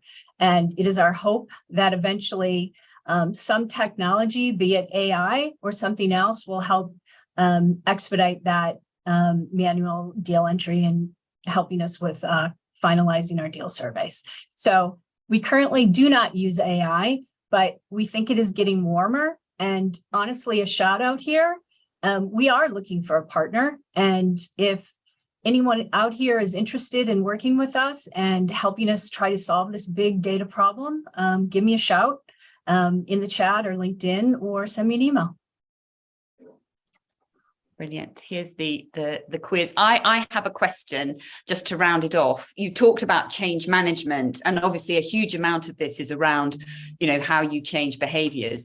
What do you think was the one of the elements which was the most useful in terms of getting that shift in behavior? Sorry, and I'm going to jump in there. At least one element, and there are many, but I think what has been critical is we do have KM lawyers in these dedicated practices. So having that, at one of the conferences, someone referred to KM lawyers as the attorney whisperer. Like, they understand the terms, they understand the survey, they understand how the attorneys should be using it, and they're regularly just in there, showcasing the importance of it and helping the attorneys when they're struggling with the surveys or why they need to do them. So I think having that person in there combined with the technology in the process is so key. Brilliant. Thank you very much. Here are the results of that poll. And bang on time, we're now going to move into the breakout rooms for those who are on Zoom. And for those who are watching live, we will reconvene at 11:50, so in 20 minutes time. But thank to all my speakers in this session. It's been a great way to kick off the day after Casey's panel. Thanks a lot. Hi there, Skills. My name's Nick Pryor. At the time of preparing this presentation, I was the Global Director of Practice Innovation at BCLP. However, by the time we meet for Skills, I'll start an exciting new role as the Director of Knowledge and Innovation at Friest, one of the UK's leading law firms. The topic I propose to present for the Skills community is on the dark arts of change management. All of us have got experience with shelfware, so that's our KM and practice innovation technologies or tools that never really lived up to what we believed was their full potential. In this session, I'll briefly outline some of the change management frameworks and techniques which I have found useful to increasing buy-in and adoption, and how we try to more thoroughly price them in when scoping and settling our commitments at the outset of a new initiative. Now, just to reassure you, this is not going to be a rehash of Kotter's 8-step change model. Kotter is about how you fundamentally remodel behaviours on an organisational level. But in law firms, you aren't probably going to be wanting to change the culture or practices on quite such a deep-rooted identity level. Some of that may be going on to a degree, but for the most part, the goals are slightly more pragmatic. You're trying to nudge certain behaviours in a particular way, whether that's about adoption of new legal tech or driving engagement in your new KM systems and processes or otherwise. It's about refinement and redirection rather than systemically remodeling. So in this session, we're going to compare and contrast the different ways my teams have approached change management in relation to two different law tech products, Product Green and Product Blue. I've intentionally anonymized the products for two reasons. Firstly, because I hope that the points made in the session are of generalized relevance and value and not specific to any one practice group or product or geography or anything that might otherwise be inferred if I discuss them by name. And secondly, because I wouldn't want to create any unintended inferences about the quality or efficacy of either of these products. That would completely miss the point. I continue to be of the view that both products are of broadly equivalent potential value to the business. The difference in outcomes is far more to do with how we approach our change management and adoption techniques rather than anything to do with the individual product's merits. So let's start with Product Green, which got off to a very robust start. We undertook an excellent and disciplined, thorough procurement exercise supported by a considered business case, and this was done with a very strong cross-functional cohort, capturing all the critical perspectives and project risks. We'd even figured out what business problems would be solved by the technology, which is not always a given in legal tech. But not only that, we had priced in the activities that we felt would need to be done after deployment in order to drive adoption. We thought about evangelism, training, and sponsorship, everything like that. And why have we done all this? Because we know that this most inspiring line from one of the best films of the 1980s is absolute rubbish. Change management is not only essential, it's actually far more demanding and difficult to price than the project management work that goes into building or creating a new tool or technology in the first place. Our business case and strategy with Product Green understood that. So how did we get on? Well, during the early energy and focus on Product Green, we naturally achieved some compliance level change. These were specific projects where our sponsors or evangelists insisted that the teams try it out, and some really useful case studies emerged, proving the fundamental value of the technology. But we did get further than forced adherence. We did start to achieve the sort of middle level of change management success, which is where we achieved degrees of identification change. So that's where there's buy-in beyond the original compliance stage and individuals start to personally identify and initiate usage of their own volition. But what we never really managed with Product Green was to break into the long-term enduring stage of change. There was no ultimate habituation in the way that we've seen for other products. In some ways, our early successes flattered to deceive because they indicated more successful and smooth change outcomes than was actually happening beneath the surface, which in turn meant that we underappreciated the very high risk of regression. We did do an awful lot of work to try and counteract that issue, but ultimately it felt like we were in a loop of constantly restarting the change effort. So where have we fallen short? Well, our business case had captured the change effort in aggregate. This is the pseudo-mathematical change equation that was created by Richard Beckard and Reuben T. Harris to describe the essential conditions for successful change. It didn't feature explicitly in our business case or project plan, of course, but this was essentially the lens that we were applying to our analysis. It's good so far as it goes. It's designed to help you establish essentially if the juice is worth the squeeze. Yes, the product may improve your processes, but you don't immediately flip from the before state to the after state, and the switching cost may not always be worth it. The delta between A and B needs to be big enough and the practicality manageable enough that they offset the cost of the change. For Product Green, the sums definitely did add up. The trouble is that the change impact was not evenly distributed. Even if this equation was objectively true and that ABD is greater than X for the organization as a whole, it's kind of hard to win people over on the appeal to the objective greater good. There will always be some people who disagree with your maths. They may not be remotely dissatisfied with the status quo and may disagree with your calculation around A. Some people may agree with the fact that there's a problem, but don't endorse the fundamental desirability of your particular proposed solution. That's B. And some people may have particularly acute practical concerns about the transition process, and that's D. Plus, you can get some people who just disagree with your maths overall and feel that somehow X is less than A, B, D, in which case you need to understand which part of the equation isn't adding up for them. Now, none of this is profound or original insight into human behavior. We all know this stuff implicitly. But for us, on a practical level, our change efforts in relation to Product Green nevertheless thought about the overall opportunity and case for change. And essentially, we were appealing to the collective benefit. The true cost of change management exercises, however, should have priced in specific tactical activities needed to win over what I will here call the A challenges, the B challenges, and the D challenges, in order to get us to a point where we had enough momentum to sustain the change.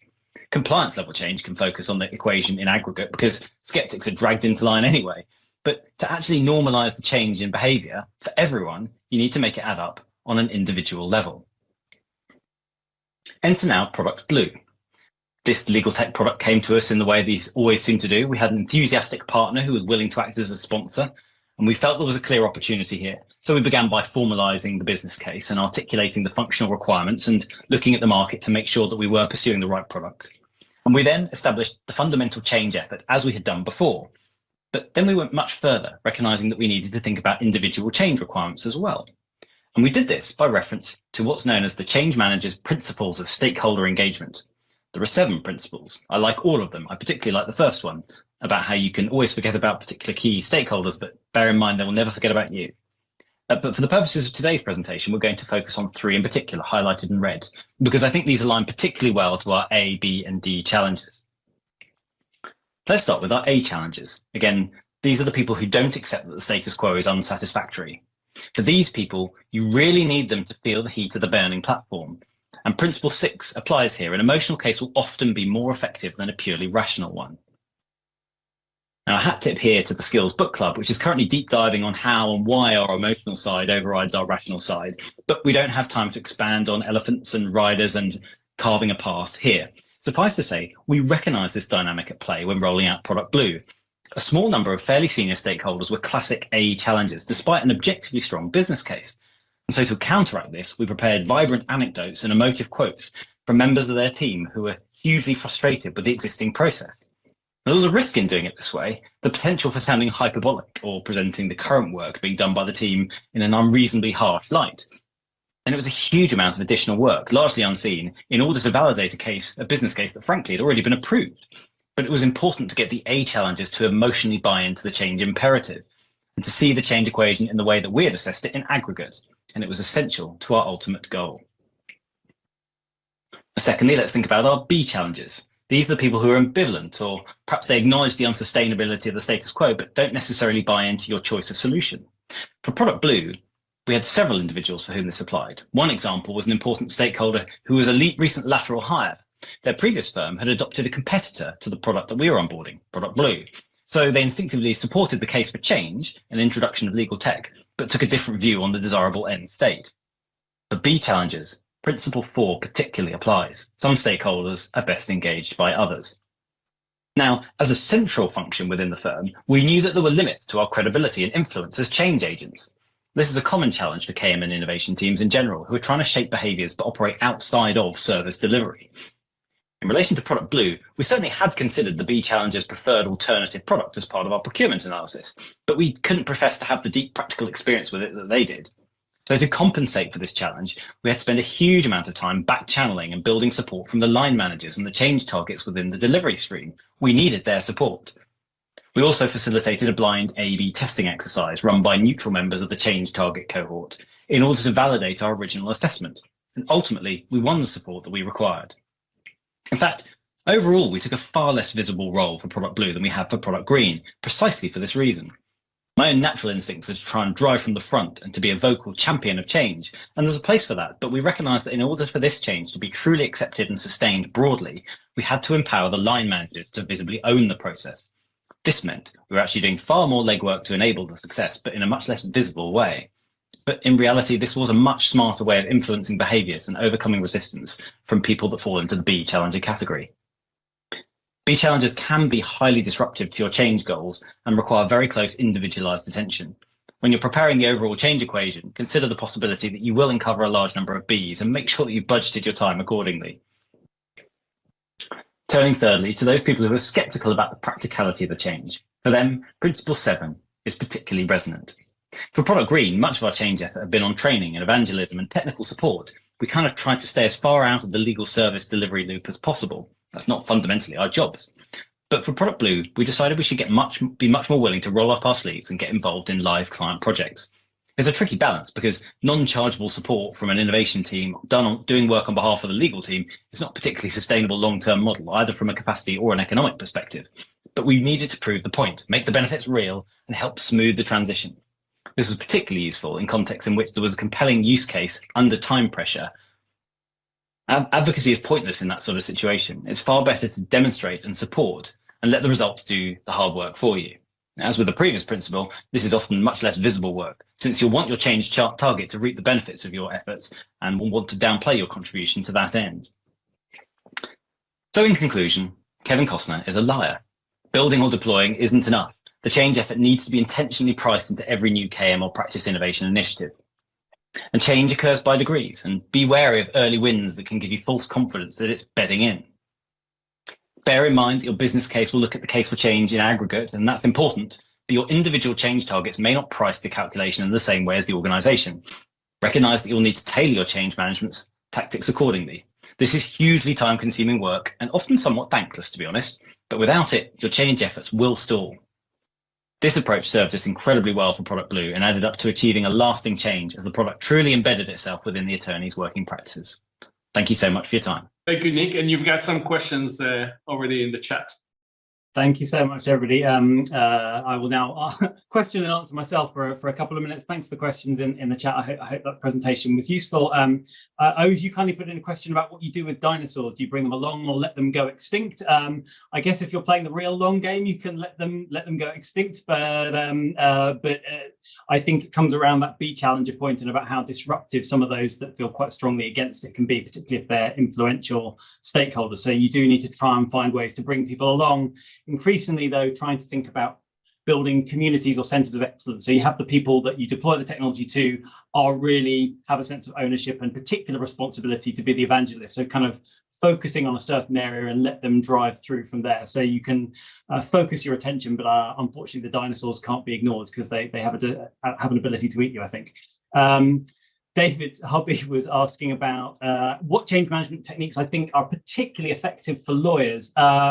That's almost implicitly suggesting lawyers are a curious creature, which I wouldn't disagree with. But I think the idea that some stakeholders are best engaged by others is a really interesting one. I think if you particularly run in a central function, whether that's a KM or an innovation or a hybrid function, it is difficult to be influential to a cohort of people that work in delivery and to have that credibility. So you need the partner heads and sponsors to not just be sponsors in a kind of a floating above the top way, but in an actively participatory way.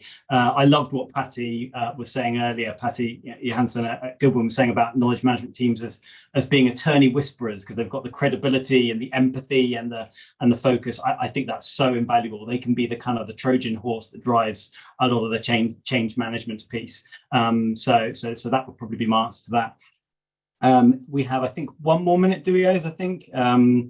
I think one of the other things that was asked about the 7 principles. I'll make sure I'm very happy to circulate those afterwards if they don't come through the notes.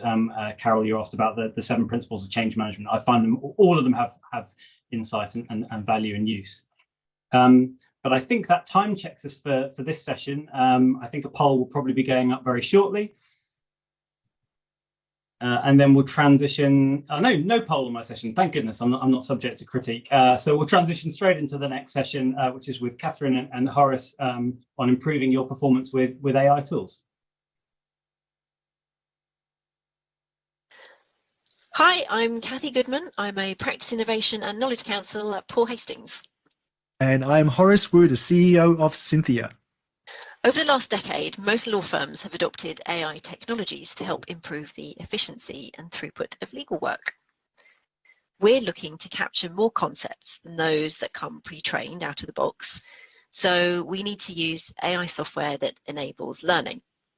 And training AIs takes a lot of time, or it can take a lot of time, so it's important to decide how we, in our project teams, in our law firms, spend that time. The team at Cynthia conducted experiments to find out. So we ran a series of experiments to find out how firms should be spending their time based on a variety of parameters. What we did was we trained 448 separate models using different combinations of vectorizers, classifiers, data size, and noise ratio. We measured the accuracy of every model for clause classification. This is the first of 4 slides I'll be showing you with the results on them. Count vectorizer is the oldest technique you can be using. It counts the number of words that have been used and the specific words that are used. You'll see in every one of these charts, it's measuring different classification techniques at different levels of training points and noise levels. What you should be expecting from reading from the left to the right is a graph that has 4 separate steps or plateaus, reflecting 10 data points, 25, 100, and 250 data points. And each of those plateaus should descend just slightly because as you step through the 4 columns, each column increases the noise level. So now if you look at this, you'll find that for the count vectorizer, certain models work better than others. TF-IDF gives you these results. Word2Vec gives you these results. And transformers, the latest whiz-bang models, give you these results. Now, we don't have enough time to go through all of this in detail, so here's some takeaways. First, picking the right model matters a lot. Same data set, if you're using TF-IDF with stochastic gradient descent, this is the performance. Using XGBoost, your performance goes way, way up. Large language models has a really small impact on accuracy, which is really surprising. You're not getting that much improvement provided you're using the right classifiers. The data set size does improve accuracy, but it only does so if you have more than approximately 100 data points. The quality of data matters a lot when you have a small data set.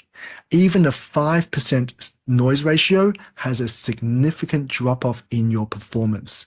So make sure you are getting the best quality data for your training. Although that said, some models are really robust to noise. These models, for example, even if there's a lot of noise, it doesn't seem to deteriorate performance very much. So what's the takeaway? From our experimentation, we wanted to find out how you can best spend your time. And the answer is, it depends on your software's configuration. There are so many variables that you need to first find out what you're working with to determine how you should spend your time. Now, all of this is very useful to inform you of what to do, but the important parts are actually people and process. So Kathy, handing back to you. We've been working on AI contract analysis projects for a few years now. So here are just a few practical project team tips. Firstly, understand the challenge and the documents. What's the use case workflow? Map it out. What precisely do you want from your data set and why? What's the format of your documents? How are they similar, different? What is the language and the drafting like? Use your lawyer SMEs. What do you expect to get from the AI? What do you need? How will you deal with unexpected results? Because you will get some in the different stages of a project. Be flexible and be prepared to rethink your approach. Sometimes you even need to rethink what your output should be and or what it should look like. Secondly, understand the capability of your software.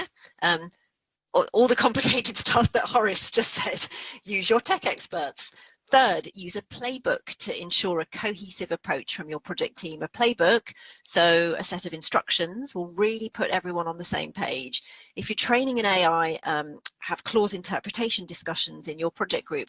This is why you need the techies and the lawyer SMEs. 4, build trust to motivate your lawyers to engage. And by engage, I mean give their time for discovery sessions on the use case, to hand over documents, to help you finesse the solution, hold workshops, explain how the tool works, show the metrics. We're lawyers, we like evidence. And the final tip here, although it's not the last, but we've just got not very much time. So save the data in a safe place for future reuse. It sounds obvious, but I treat our tech projects like our matters. So save the data set contracts in your DMS, save the related documents, so any playbook, team meeting notes, FAQs, research, outputs in spreadsheets, save it all in the same place. Often the output will be something that grows over time as you look to enhance underlying models and as your data sets grow, and if it's a long-term project. So you need everything easily accessible in the same place.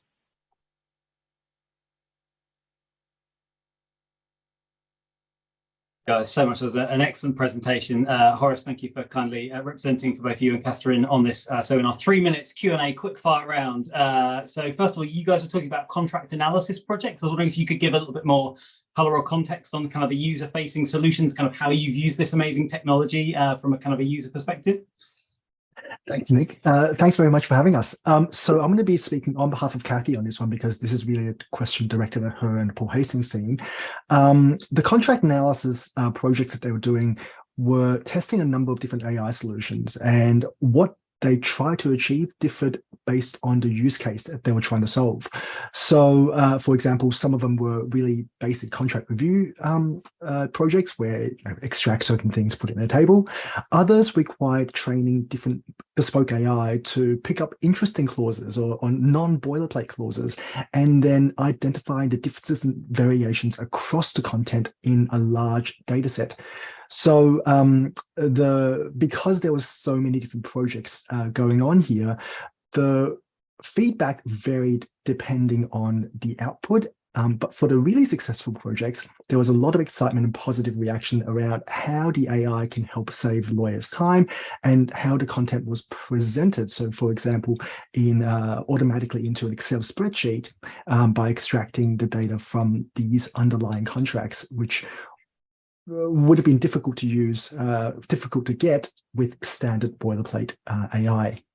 I hope that answered the question. Yeah, no, absolutely, very, very, very much so. And in our remaining time, obviously, all the hype, all anybody's talking about is large language models at the moment.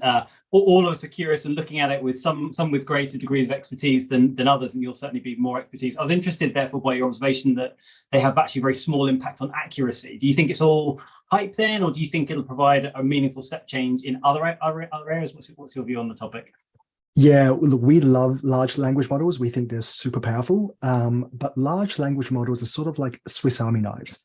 They can do a lot of different things and be good at a lot of different things. But if your task is specific, if you, for example, want to extract a specific clause out of 100,000 contracts, you're better off training something a little bit simpler, a little bit more robust, and doesn't cost you as much to run. So it's very use case dependent. But for us, we typically would start off, because we have everything set up on a large language model, we would start off with what's the performance there, and then look at can we improve it using other techniques. That's fantastic. Thank you very much. And then we're literally wrapping this session up, but I'll get a cheeky one at the end. You've also done a huge amount of research on this. Is this something you'd be willing and able to share with the skills audience?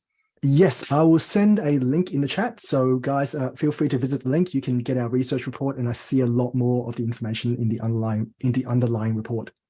Fantastic. Horace, thank you so much for you and Catherine for that session. And thank you for everybody who's filled out the poll.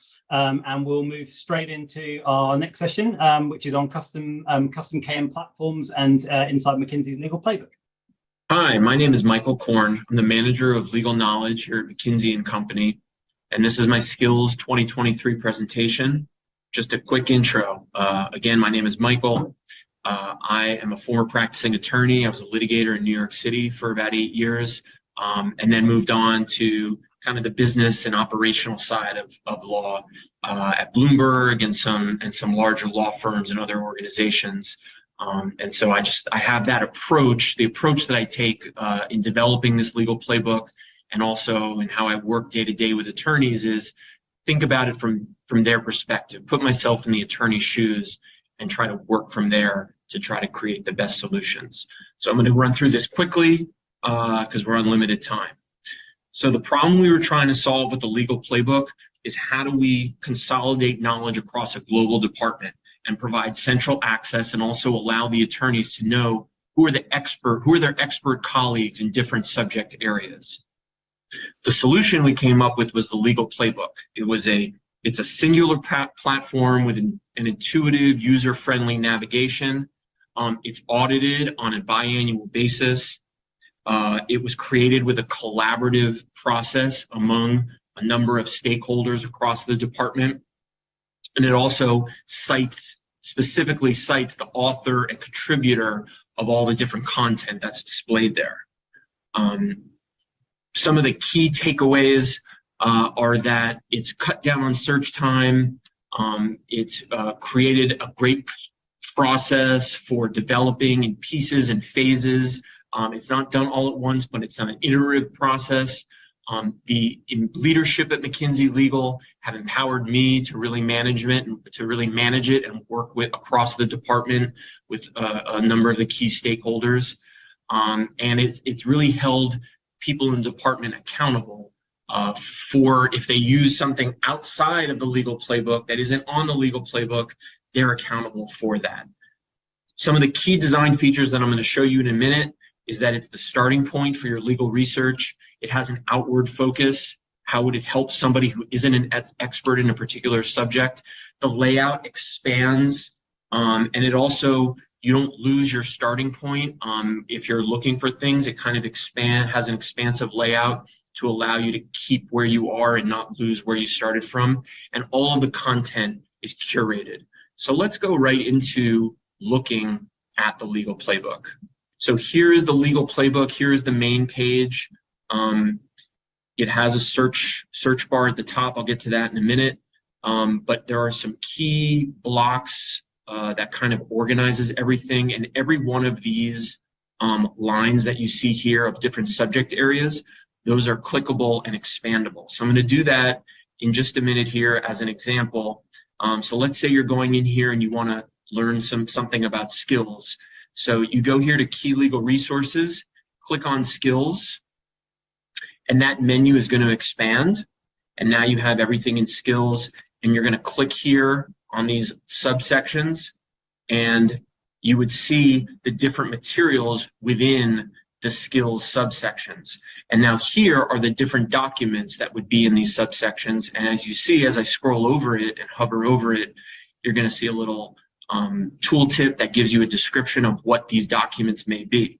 Now, you came in to look for material on skills, but you may also, your research may take you in a different direction. You may want to see something else. So as I have that open, I can also look perhaps in intellectual property. So I click on that, and now, you know, I have what I originally opened up here, but I also have this other menu where I can look in and see what's available in intellectual property. Again, a key design feature is that I haven't lost my place.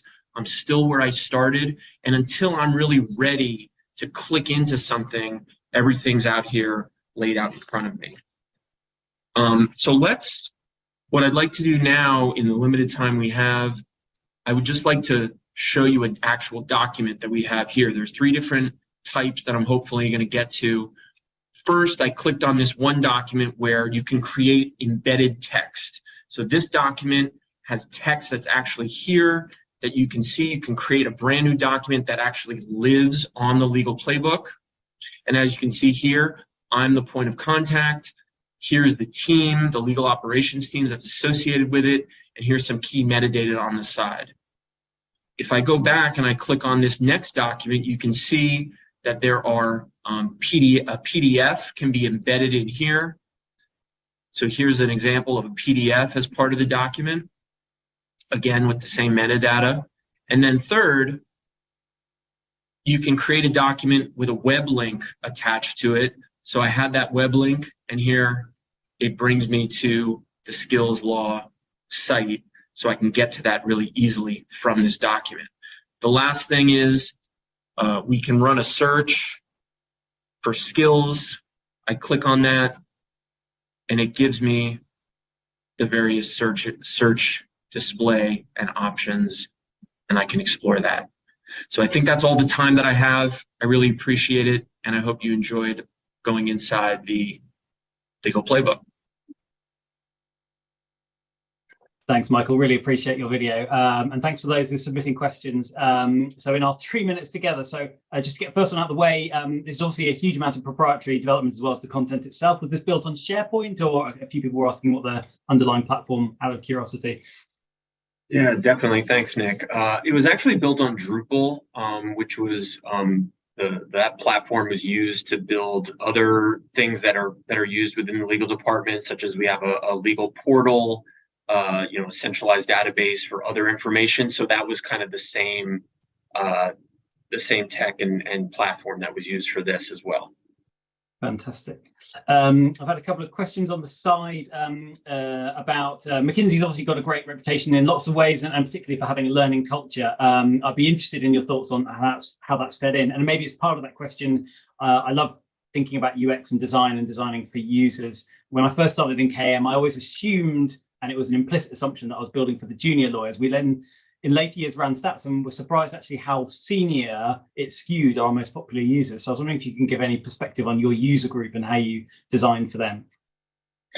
Definitely. I mean, and it certainly is true that there is a lot of focus on how much this helps our new, recent joiners, because it's a place where they can go right away and just plug into a lot of information quickly and easily. But I think you're correct in that there is also a lot of emphasis on the, people who've been around for a while and how does this help them? And I think the key thing that I learned was you have to meet attorneys and other legal professionals, meet them where they've been, meet them what they are used to. They've been using different tools before you got there. So how do you kind of show them that the thing that you're trying to get them to move over to is not that significantly different than what they've been doing? I mean, the problem and the issues remain the same, but here is maybe a slightly easier or more efficient way of handling that. And I don't know if there's any other silver bullet to do that other than constant communication, interaction, engagement, making them feel comfortable. That's a part of this role that I really enjoy, and that's something that I think is it has been really beneficial. Fantastic. And whilst you were going on, I was asking for questions. Be careful what you wish for. I've now got more than I can possibly get through. But just to wrap up the other one, you're obviously speaking to a group of KM professionals because they're all asking the same question. What is your maintenance program? How do you keep that content alive, up to date? How do you manage that? So we have, at first it was every quarter, I would fully audit the entire legal playbook, where basically I'm reaching out to the key stakeholders in all the different subject areas and all the different legal teams within the department and asking them, is there anything new? Does anything need to be deleted? Does anything need to be updated? And working with them through those changes. Now it's moved to it doesn't need to be done every quarter, it's twice a year. But it's also changes I'm the central point of contact to make those changes whenever there are new things that a team member might bring to my attention, and I work with them to make those changes. That's brilliant. Thank you so much, Michael, and thank you for all the questions. I'm sorry we haven't covered them all, but I'm sure Michael will pick up a few in the chat. But thank you for your time, Michael, and we'll move straight on to the next session, which is with Elizabeth Capiens from DLA with a number of her colleagues about training for different preferences. Thanks so much. Hello, everyone. I'm Elizabeth Capiens, and we're excited to tell you about our differentiated training approach for showcasing our KM tools and resources. The problem is well known. Attorneys need different training formats for various purposes that fit within their schedules. Sometimes they want a quick overview, and sometimes they need a hands-on workshop to show them how the tools fit into their practice. And as a cherry on top, it's nice to be able to offer prizes and CLE credit. So as a solution, we offer a range of tailored training options, including BYO brief sessions, speed dating overviews, life cycle of a deal demos, gamification with prizes, and deep dives to accommodate different needs and to engage our attorneys. One way we confirm the usefulness of this approach is with the results of a short Would You Rather survey we did last summer, where we asked our attorneys about their preferences on topics ranging from trainings to KM resources. For the training questions, we asked them how they wanted to learn about KM topics, how they preferred to register for the trainings, who they want the communications to come from, and how often to be reminded of those trainings. And not really surprisingly, in almost all the cases, the results were split, usually pretty evenly between the various options. So with that background, our KM Council will each give more details about the tailored training types that we have used so far. Over to you, Dharma. In 2022, we experienced great success in engaging our attorneys with two initiatives geared toward our disputes practice areas, the gamification of our Casetext training program and our BYO Briefs workshops focused on underutilized drafting tools. The knowledge management team partnered with Casetext to develop a game to increase our firm's use of its legal research and online drafting tools. We offered weekly prizes and a grand prize for completion of self-paced guided exercises featuring key tool functionality, including a 2-week focus on Compose, which offers motion-specific arguments with relevant legal support. During the game, our firm's use specifically of Compose rose by 478%, and for Casetext more generally, it rose by 32% and continued to trend upward during the year after the game.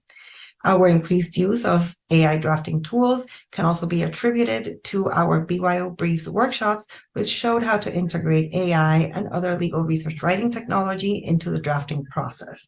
We offered group sessions with use cases and guided exercises that attorneys could follow from their desks, including for CLE credit. These group sessions were very often followed by one-on-one extensive substantive collaborations with attorneys as we explored which of these tools generated the most useful reports for their particular situation. By embedding our training into the attorney's workflows, these offerings allowed us to show how our tools can impact real work product better to impact long-term adoption. Over to you, Alex. We implemented lifecycle of a deal trainings to show how KM resources could help attorneys throughout the deals they work on. We also rolled out deep dives on hot topics like the Inflation Reduction Act and on internal and external KM tools like IntelliGISE. And these types of trainings lend themselves to CLE accreditation, which we did and appear to boost participation. One example of a life cycle we presented was an M&A going private transaction. The training took you through staffing the team, using an internal experience database, creating a working group list using Latera Transact or another deal management tool, understanding and structuring the deal using internal and external resources, creating a signing or closing checklist using a deal management tool again, drafting, negotiating, and finalizing the agreements using our forms library, Contract Express and proofing tools, as well as Lexis Search Advantage to find documents and clauses in our DMS. Then complying with SEC requirements using IntelliGize, and finally closing the deal using a deal management tool again to send out and collect signatures and create closing books. We also rolled out deep dives into hot topics like the Inflation Reduction Act, showing how to access the act as well as guidance materials on various platforms. We also did deep dives on internal and external tools like Lexis Search Advantage and IntelliGize. Now, over to you, C. Working with our real estate group, I get to put our tailored training approaches into action with a targeted group of legal professionals.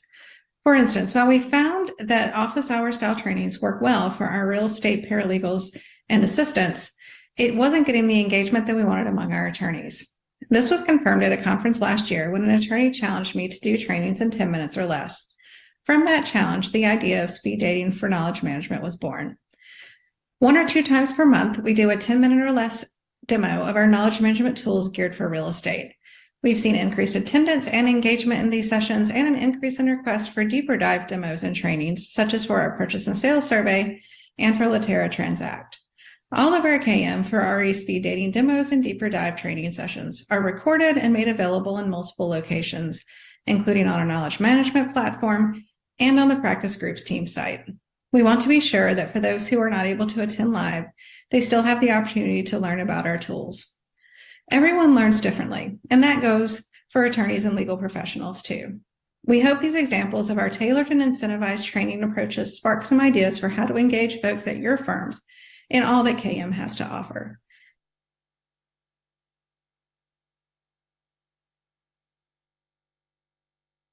Thank you guys so much. And thanks, Elizabeth, who's going to speak on behalf of the whole group to make the most of the free 3 minutes that we've got.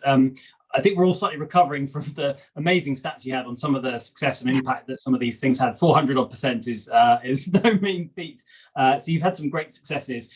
We also love all the kind of the noble failures that we all have. So just between you and me and a few hundred of your closest peers, are you able to give any examples of some of your experimentation that didn't work quite as well or had some unexpected responses? Absolutely, Nick, and I agree. I think it's really helpful to share those as well because you can learn just as much from those.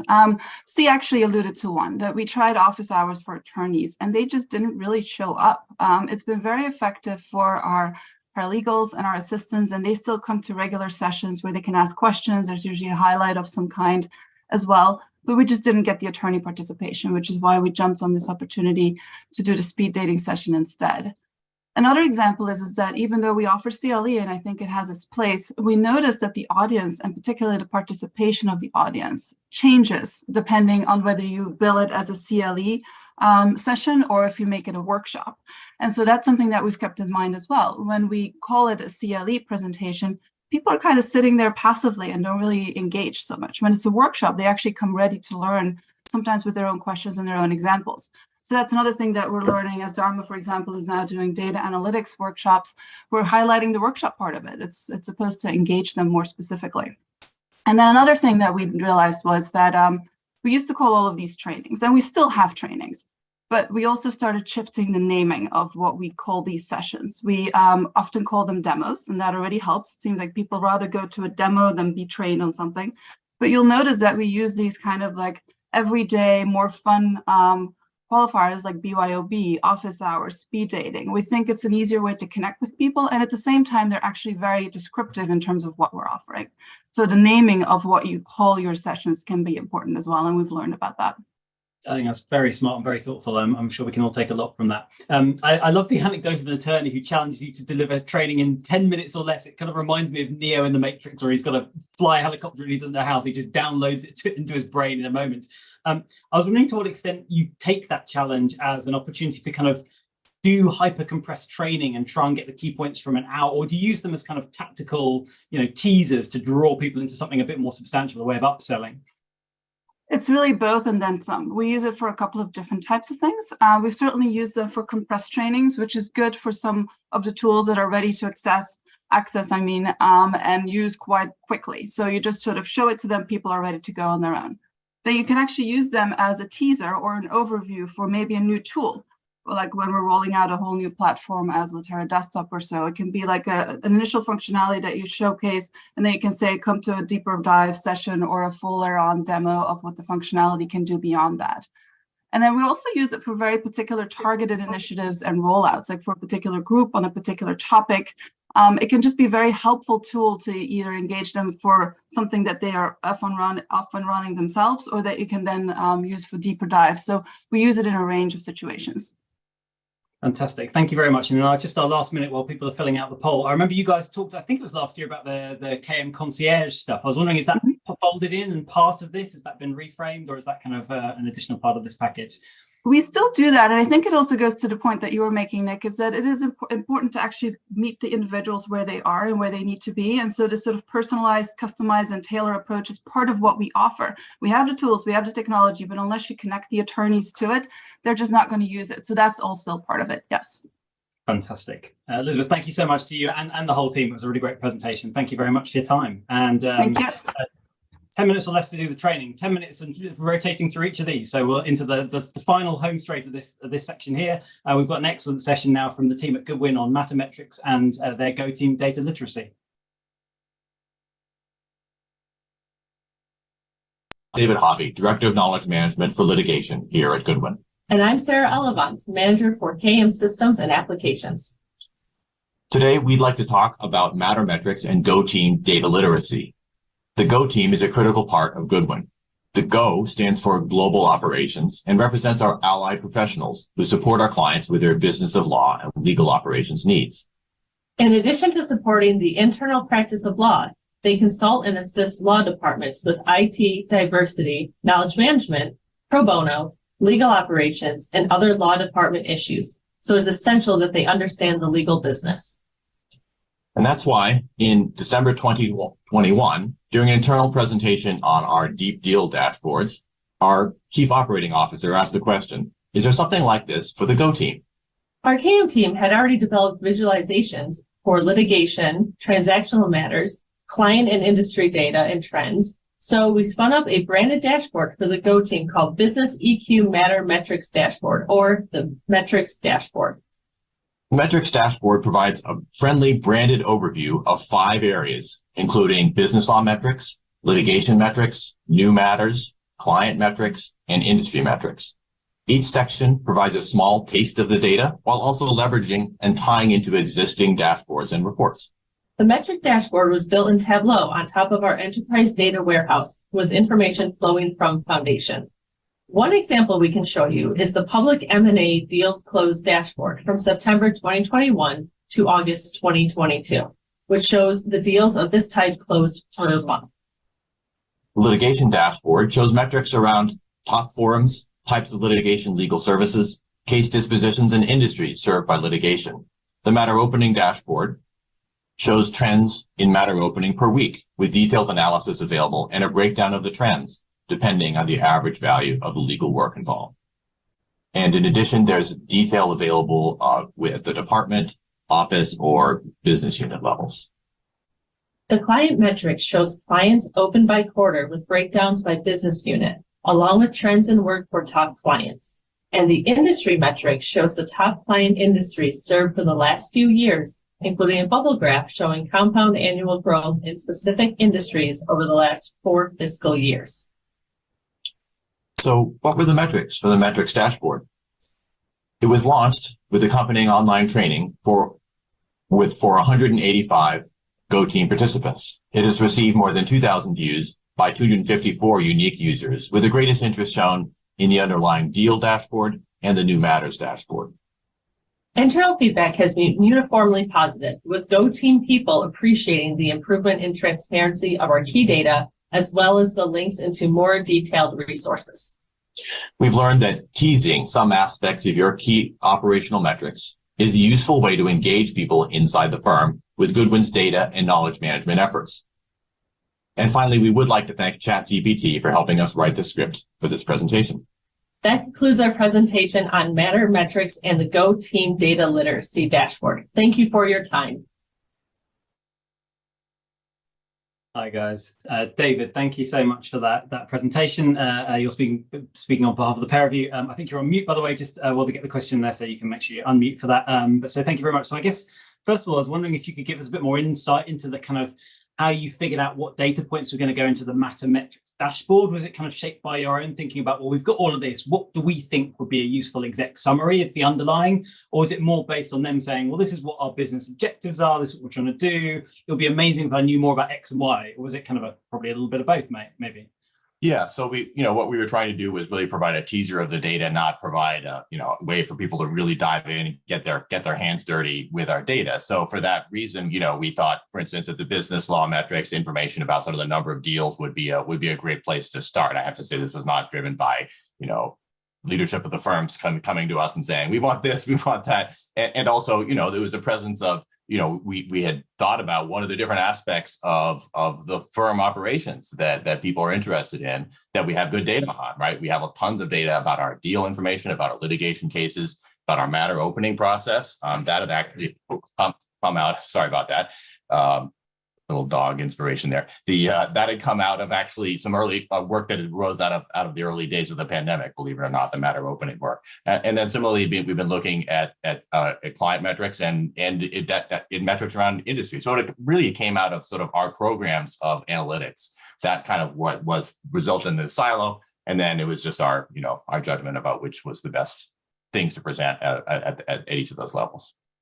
Fantastic. That's really helpful and interesting. And one of the things I think is always interesting is whenever you go to attorneys and you kind of present them with opportunities for dashboards, the starting position is definitely more is always better, and they kind of have a vision of kind of this kind of again the matrix metaphor. They want more, but actually, kind of in a way, what I got from this was you're kind of doing a slightly less is more way and used it as a very much teasing and a clean thing.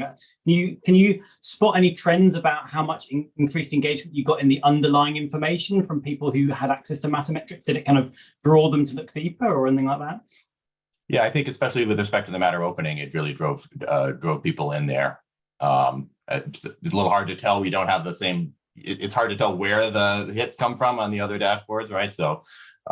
But we certainly got excellent usage out of that, and so our metrics show that the metrics worked. Fantastic, brilliant. And we've got another minute or so. Just bear with me a second while I just make sure I've got the questions that come through. So I've got a question through, and Sarah, thank you so much for joining us here. So this is definitely a question to either of you, but maybe Sarah, if you can take it, and it's now moved past me in the chat, so I'll scroll back up. Bear with me, it's gone straight past. There we go. So have you ever used the wealth of metrics you've created to run predictive analytics about client outcomes, about client growth, cross-selling, or client churn or retention? That came from Paul from Origami. Well, I presented with Paul on metrics this past summer, so he probably knows that.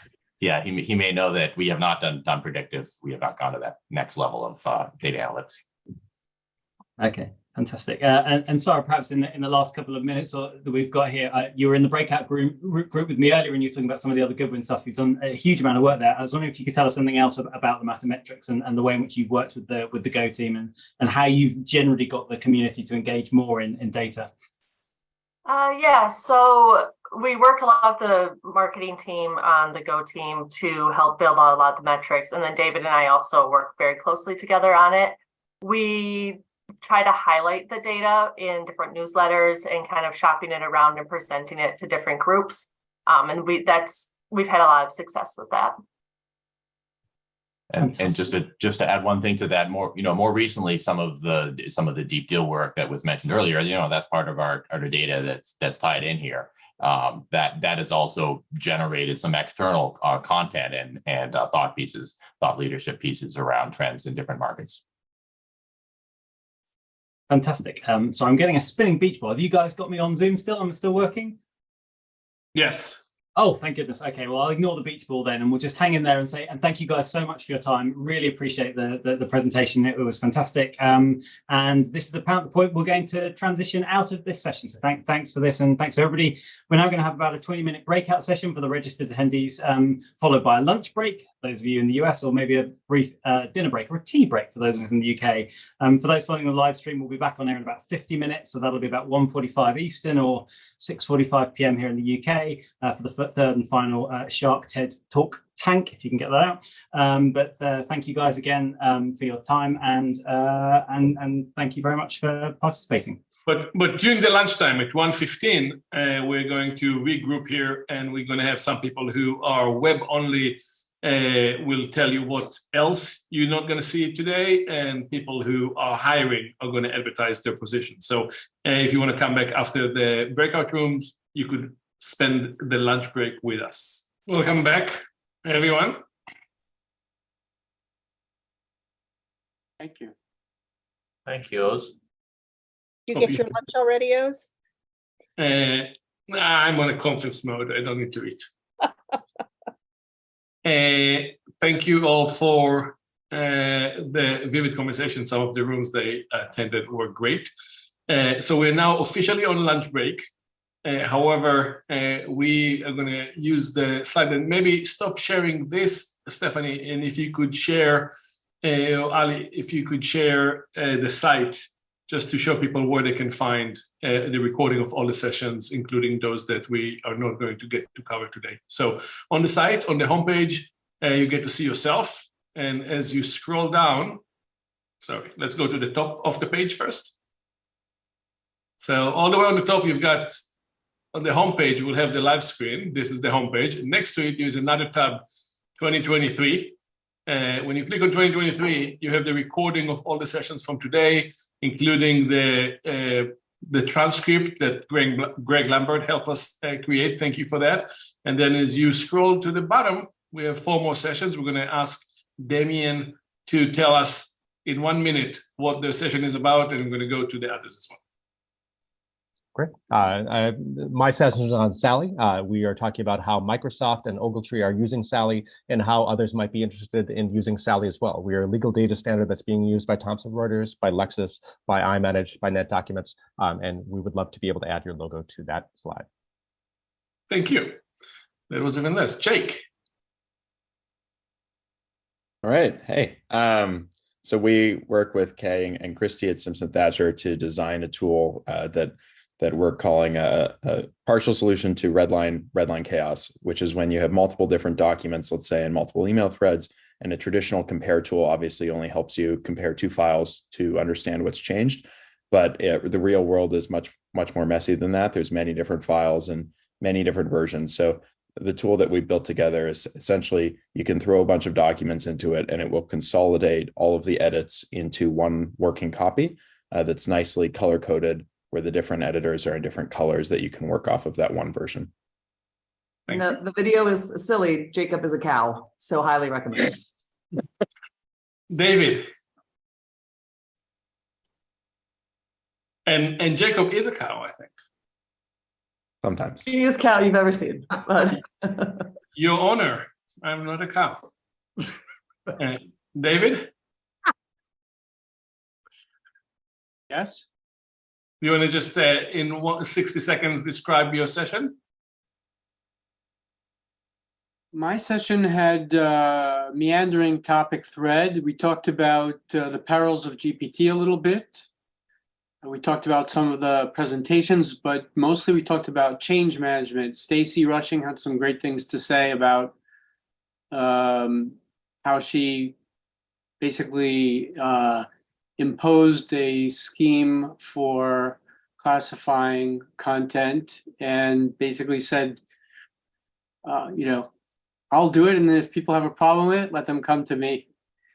And it worked. And Tim. Yeah. We also spoke about a ChatGPT a bit, and I was in there a very interesting comment by was it Jordan from Partnervine, who talked about how ChatGPT means there's never going to be a time when a lawyer has to start from a blank piece of paper again, which has a great appeal and also dread, I would say. And I responded with the, yeah, it's great and efficient.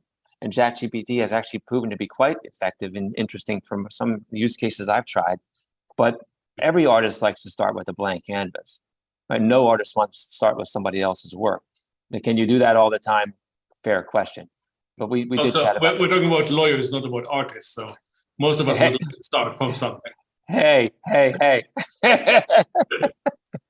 Great. Thank I'll you, leave guys. it there. Thank you. Thank you. So now we're going to invite the many people that had asterisks next to their name just to tell us what positions you're hiring for. Free mic night. So. Sure. Carbon Blue, alas, we are hiring a solution design manager. It could be fun because we have a unique opportunity. We sit between law firms and their legal malpractice / professional responsibility risks. So perhaps a fun opportunity to look for products and opportunities to deliver to our members. Great.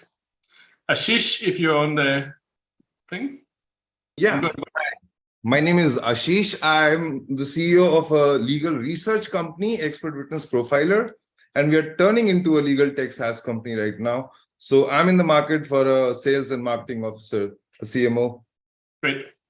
Rob Saccone, if you're here. We're not chewing. Sorry. Who are you hiring for? I'm hiring for 2 of the legal tech startups that I've invested in and advised. We're looking for product managers.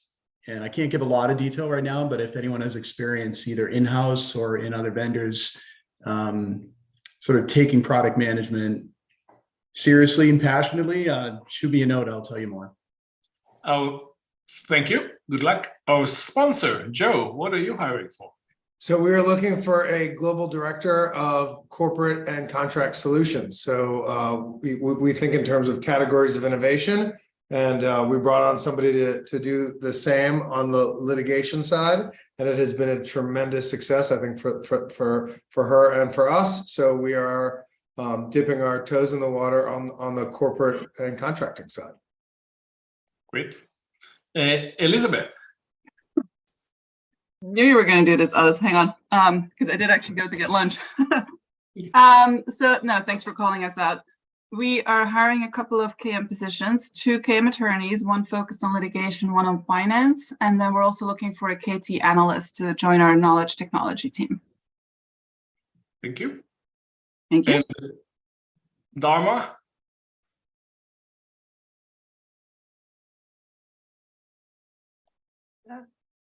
Hello, here I am. Sorry. Oh, the same. So you guys are the same role. Okay. Yes, we are. KM Counsel at DLA Piper. Okay. Anyone not from DLA who wants to tell us about what they're hiring for? David from Mind Alliance. We're always hiring UX, UI designers and product designers. We have 4 full-time.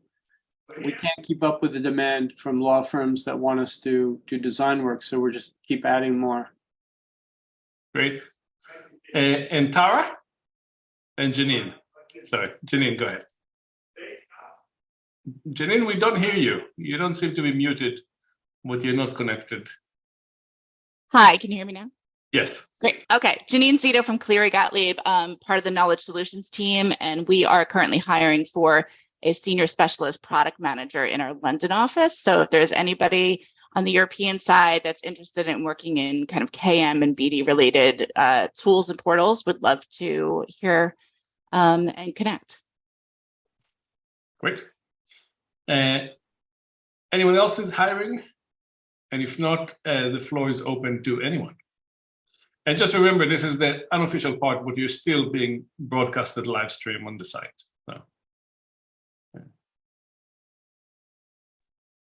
We're not hiring, but if anyone is interested in placing premium jobs on legal tech jobs, I'll post the discount code in the chat, and anyone can post their legal tech jobs for free for up to 3 free positions. Perfect. And you also have a calendar of events there, Jeroen, or is it coming soon?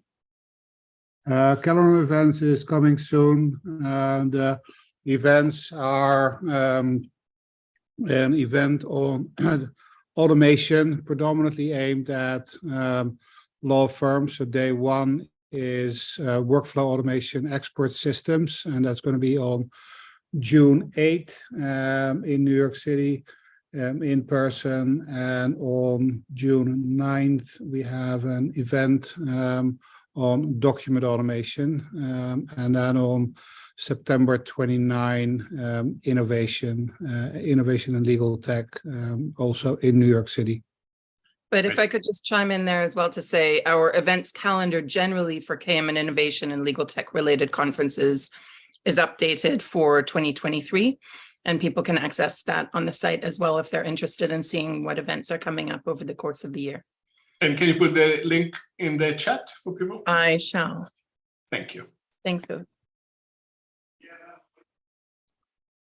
So when you talk about people, the hardcore who gave up lunch or ate before during the breakout room is still brave enough to keep camera on during lunch break. Other than Michelle, who is not supposed to eat now.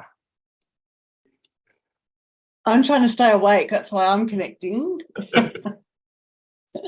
Can I grab the floor for just 1 sec?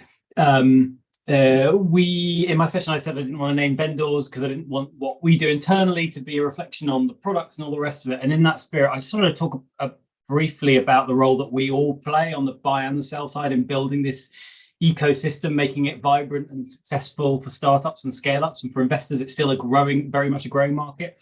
For the most part, I think this is an incredibly inclusive and supportive community, and we're pushing for progress, and Skills, I hope, exemplifies that, which is fantastic. I have also had a little bit of chatter recently about like a few vendors that are kind of adopting kind of quite poor practices in trying to win their market share, like they're sort of spreading gossip and actively undermining competitors, saying that maybe they're in financial difficulties or things like that. They're simply not true. I've heard of it indirectly, and I've very recently experienced it myself with one vendor.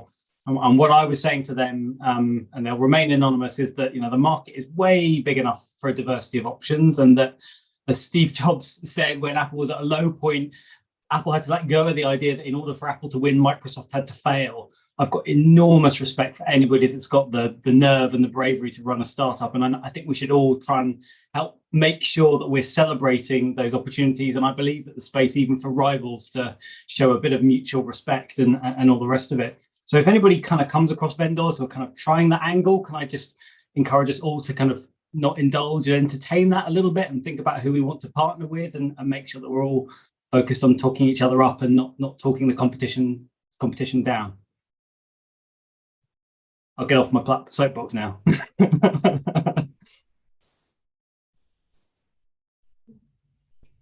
I also want to thank Greg and Ab, who are taking dubious notes of today. And I think by tomorrow, they might publish some key takeaway for those who are not here, or for you, if you weren't sure what you saw, they can explain to you what you should have thought about the sessions.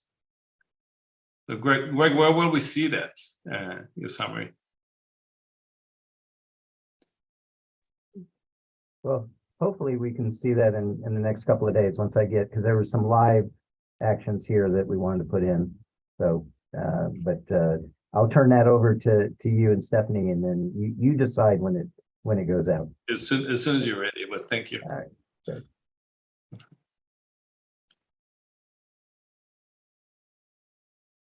Damian, you seem like you wanted to say something. I did. Thank you. You have ESP. So I'd be interested in groups' thoughts about GPT. Of course, has gotten lots of buzz. I wonder if that's for anyone involved increased the interest in lawyers wanting to adopt technology, saying that if I don't adopt technology, perhaps the robot will eat my job. You could imagine that's something that lawyers might be thinking.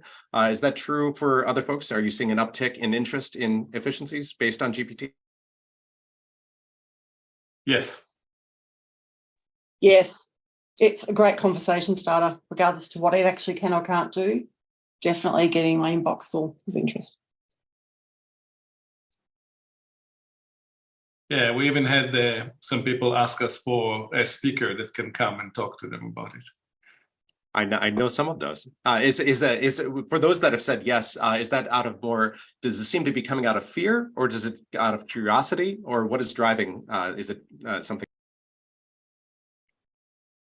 I think people play with it and got blown out by how well it does the first draft, right? And we had someone who their law school were whatever political stand, and they decided to send a letter, I'm stopping my donations, and ChatGPT did an amazing job for them, and they just, wow, better than any associate and in 10 seconds. So I think they understand if they can do that, what can they do for us once we apply it? Clearly, we have the challenges with ChatGPT that it makes stuff up, and you don't know where the information gets sucked into, right? So current version is not something law firms can use, but future versions that will show you where the source is and allow you to find as a way to start search, and also make sure that the information doesn't leak outside your firewall.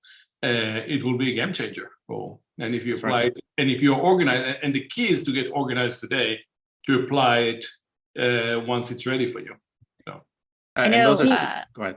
Our privacy people had not paid attention, and then we were like, "Hey, check this out." And all of a sudden, everybody got a big panic, and the firm's like, "Oh, we have to stop access." And so, it's there was a lot of concern because people were like, "Oh, we've heard about stuff before. Blockchain was going to change everything." And I think now people are maybe thinking this one's actually it. Yeah, our attorneys have been very receptive. We rolled out Casetext Co-Counsel, which is essentially the same thing, but has the legal corpus and has the safeguards on there for making stuff up.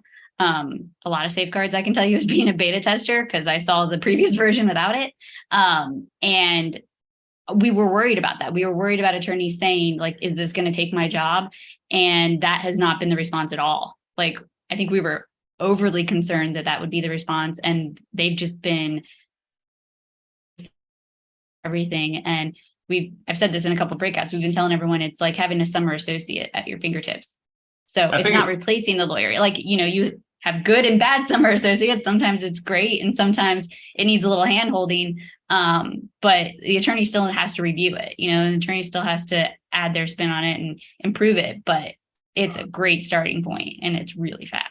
Yeah, I'm a great believer in I think Jason Barnwell, we associate this quote to technology won't replace lawyers, but lawyers who master technology will replace those who won't.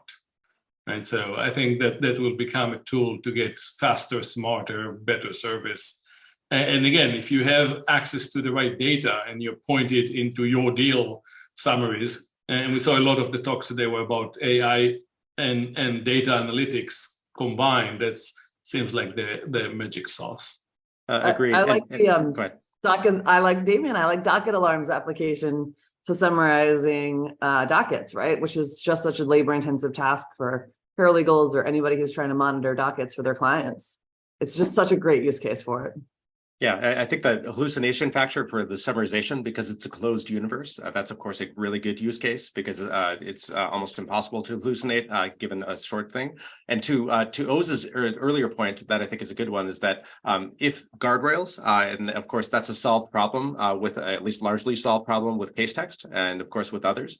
I wonder if others have heard, and I'd be interested in conversations about the demand side. That is, if I, as in-house counsel, have access to co-counsel, that is Casetext product, option one is I could call a lawyer who then would assign an associate, and there might be a 3 or 4 day turnaround for that kind of legal advice. That's option one. It might cost a few $1,000s. Option two is me as an in-house counsel just to ask co-counsel. And maybe not make that phone call to the external counsel. And that external counsel will never know whether that essentially co-counsel essentially kept the in-house counsel from asking outside counsel. Is that a conversation, that lack of demand side? Is that something people are talking about? I actually have heard the some of the Casetext guys talk about that, because they've had, as well as law firms in beta, they've had in-house on beta as well. And the way they talk about it is, obviously there are different reasons that you would go to outside counsel. One is churn overflow, and the other is really deep expertise that in-house counsel just can't develop because they're spread so thin. And that latter category obviously is not going to and won't be replaced likely by anything like sort of ChatGPT or GPT models. But the former one is, some of that is already in beta. So I think that's a really interesting question, Damien, and it will be fascinating to see how that evolves. The other thing is I saw Henchman. Many of you might have heard of kind of smart drafting. They recently got another big funding round, and they've incorporated generative AI specifically into their smart drafting capabilities in very specific ways. So if you have a clause and you want to move it from singular to plural, you can go through and say party to parties, but then obviously all the grammatical changes as well. It can very quickly obviously do that. It can also translate a clause into any language and add little bits and pieces. Like if you want to add a financial limit or something else to it, you can do that. So I like that too, because it's such a narrow use case. So you're not worried about hallucination or anything like that. I'd pipe in with just a thought or two. If anyone's reading Suskind's latest book, doing more with less is one of his major themes. And I have to imagine whether this is a specific example just given or others, that there's going to be a lot of instances of in-house counsel just not calling external counsel when they don't need to because they've got another tool. And the external law firm might not know about that. And that sort of bolsters their case for staying in close contact with your client and learning what they're doing and tracking and ensuring you have parallel similar resources. The only other comment I was going to make about ChatGPT in terms of it not providing cites, it will if you tell it to, right? I've been able to say, tell me about cases that do X, Y, and Z, and please provide me cites to those cases, and it will do it. So it's coming, guys. It also can create the Tim versus Damien case, right? It sometimes make up stuff. I'm sure it will also make up sources. Just beware. It will literally make up URLs. You do need to follow. Absolutely. But it's not like you can't ask it to do this, and then you can go verify much more readily, as opposed to just a stream of text that's come out and you can't really check. Right.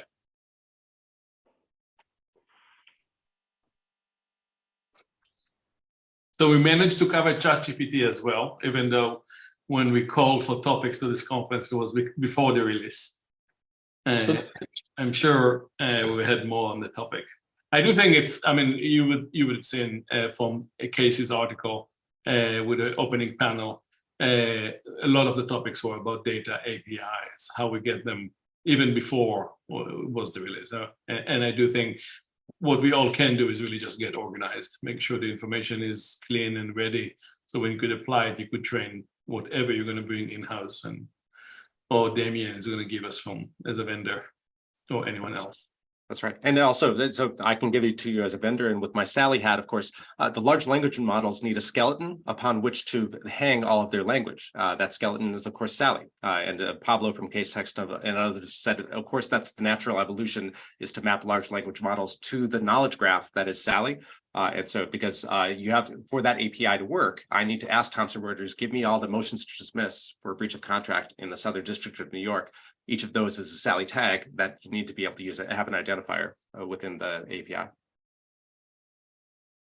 Yeah, and there's a great conversation happening on the chat. If anyone wants to speak up what they're writing, you're welcome to do it. The chat is not going to be saved and is also not being broadcasted to the hundreds of people who watch us through the site and YouTube. I'm a little interested to see how these taxonomies and stuff like Sally and the AI can help each other. I know in looking at things that summarize dockets, for example, I find a lot of errors. When you actually go through and look at it, you're like, no, that was actually just, a motion to reschedule a hearing or something, not on the actual, it wasn't an order on the motion, it granted this other administrative thing, in between that. And so you find a lot of errors that I get why they happen, because it contained this word and it contained this word and it contained this word and it happened after this one. I'm interested to see if those two can improve upon each other. Two comments on that. As somebody who has literally gone through 10,000 rows of docket entries to be able to fix the errors that you just talked about, there is the large language models, which is the ML theory, and then there's the just code it up. That is the symbolic area. Coding it up is generally we got 99.6% accuracy on those things by just coding it up and not using large language models. That's thing number one. And thing number two on being able to map large language models to taxonomies like Sally. I did that from the bottom up. That is, I took the entire 750 million docket alarm items, and I took all the motions that elicited. And then I said, okay, here are some motions that we don't yet have at Sally. And then I added those to Sally based on that bottom up.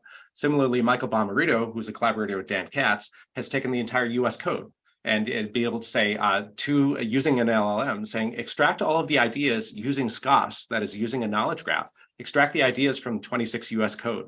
And now what he's doing is mapping those ideas to the Sally ideas, that is the knowledge graph on the US code to the knowledge graph on Sally, and mapping them together. And to the extent that Sally is missing some things, we are going to use the large language models idea of what is an idea, and then adding those to Sally. So to Stacy's really good point, yes, large language models can make the ontology better, and that's what we're doing today. Thank you.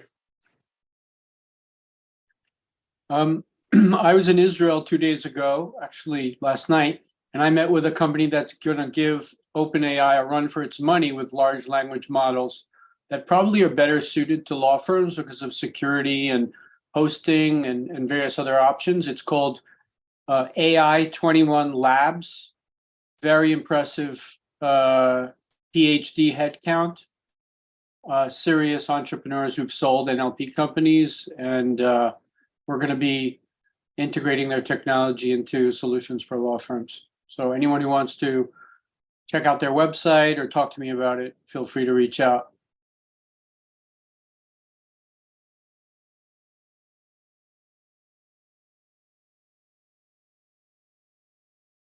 There's a bit of chat going on, in the background. But just to flag, I just got the email from Microsoft today. I see that we've been using Azure's OpenAI services, and we've had a chat bot which people have been able to interact with, but that just uses GPT-3. I see today they've actually released ChatGPT is available via that as well, and that's quite interesting for us and for law firms, because they offer things like own key encryption and various other privacy layers over the top of it. So I think that's extremely helpful that they've now done the ChatGPT piece. Right. You guys heard or read the New York Times guy who spent a long session and got to find that there's an alter ego, Cindy, who tried to convince him that he is just used to his wife. He's not in love with his wife. He's in fact in love with Cindy within Bing.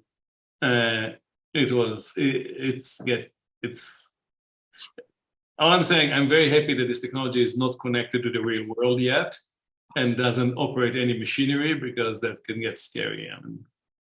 The movie Her that came out a few years ago suddenly became very, it was a pretty good movie. Yeah, there's one guest I had on the podcast that said that he was hoping, or he thought that potentially we could get to that situation where the technology just gets bored of us and leaves. Best case scenario. Yep. But I will say one of the things on that New York Times, whenever a reporter injects themselves as the story, it always makes me a little suspect of it. And the fact that, I mean, this is still a computer. This is not, this is not its own. It doesn't have its own intellect. You put garbage in, and you try to break it, then you shouldn't be surprised when you break it. I think they did change the algorithm, and it ends the session after certain hours now, so you cannot go to those deep corners of inside Bing. I think the bit that's interesting now is because it's obviously ChatGPT, or GPT-3 at least, has been around for 18 months or so ago now. I remember writing a paper for, maybe about that long ago for the Civil Justice Council. And this is an emergent technology that looks, really could be genuinely interesting. And for those that were dismissive of distributed ledger tech and all the rest of it. I was with you on that. And I think this genuinely has something to it. But we've kind of gone through the emergence of the raw technology. Now we're in the kind of the productization phase where people figure out, okay, what do we do with it? How do we contextually make it work? We're not quite yet at what is the implications on a business model level? What does this do? You know, if you're TR, does this absolutely potentially gut a lot of the human labor part of what you do, you know, in a meaningful way? What does it do about disaggregating the relationship between law firms and their clients and all that bit? That's the kind of what's interesting now. We're at the point where we're like, okay, the technology is developing. How do we productize, and what does that mean for the business and the industry? It's a great moment. Thank you.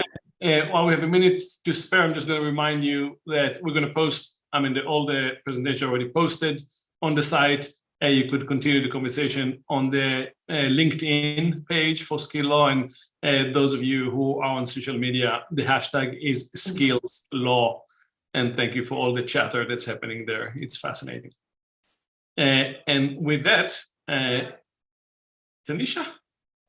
Hello, everyone. Welcome back from the break. I hope you all had a chance to refresh yourselves a little bit and maybe get a bite to eat, something to drink, maybe a little fresh air. I hope you guys are just as energized and inspired as I am. I mean, today is just so wonderful. This is just, one of the best times of the year. I dare say it's better than March Madness. And I know there may be some analogies in there with the polling and the voting we're due. I don't know enough about it to really comment. I'll let you guys do that in the chat. So I am thrilled to bring you this last last fourth of the day. Up now, we have Bobby Basile from HBR. She's going to talk about a new paradigm in strategic planning. Here we go.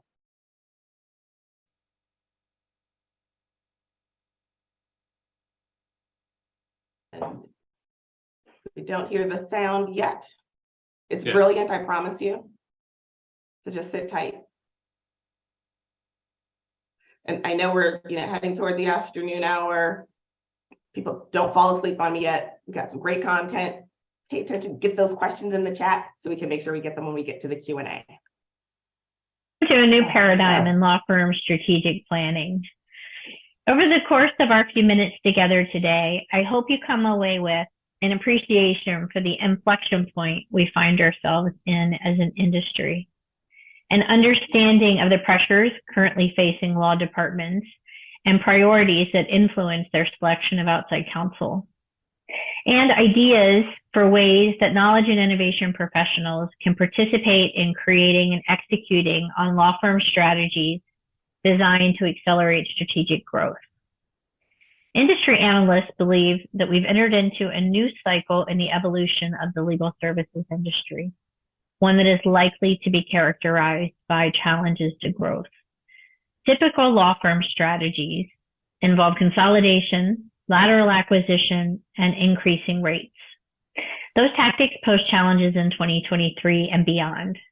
We posit that modern era law firm strategy requires a new paradigm focused on enhancing capabilities that drive top-line growth by empowering legal professionals to provide services in ways that are both strategic and differentiating in the eyes of their clients and meet financial contribution expectations of their respective firms through optimizing the way services are delivered. By way of backdrop, law firms achieved extraordinary financial results in 2020 through 2022, buoyed in part by unique circumstances attributable to a historical time, unprecedented transaction volumes and deal value, and material reductions in overhead expenses due to COVID. Speaking of COVID, the urgency of stabilizing delivery in a fully remote workplace commanded the attention of leaders and eclipsed the focus on long-term strategic planning to sustain the positive financial results of the past couple of years. In the latter part of 2022, and as we enter 2023, multiple challenges have emerged that threaten law firm profitability. Falling demand, especially in certain practices, with a lull in uptick in counter-cyclical practices, higher than normal expenses, in part driven by the talent war during the pandemic, reduced productivity of timekeepers, changing client service delivery preferences, and resistance to significant rate increases. This is already starting to manifest, as we saw in the fourth quarter 2022 results, wherein profits per equity partner, PPEP, also known as law firm shareholder value, is down for the first time since 2009. I'm going to share with you today some relevant highlights from HBR's long-standing law department survey.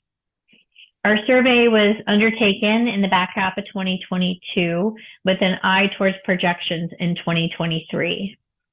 There's some good news to share in that 85% of the over 160 corporations that participated this year anticipate an increase in demand for legal services from the businesses that they support. 71% indicated that they anticipate an increase in internal spending in 2023. And over half of the respondents anticipate an increase in internal headcount within law departments. What this signals to us is that, at least in part, the uptick in increase for the legal demand will be met by increasing bandwidth internally. As it relates to rates, you can see that the vast majority of law departments have or are planning to implement structured and formalized rate review processes, and a significant percentage plan to place limitations on the types of rate increases that will be acceptable. So what we learned from the survey results is that while the demand for legal services is increasing, a majority of the respondents expect 10% or less increase in spend with outside counsel. So while demand is increasing, it's not expected to grow with, as it relates to outside counsel spend at the same rate, meaning that competition will continue to increase for legal services. For the vast majority of legal work, it's a buyer's market.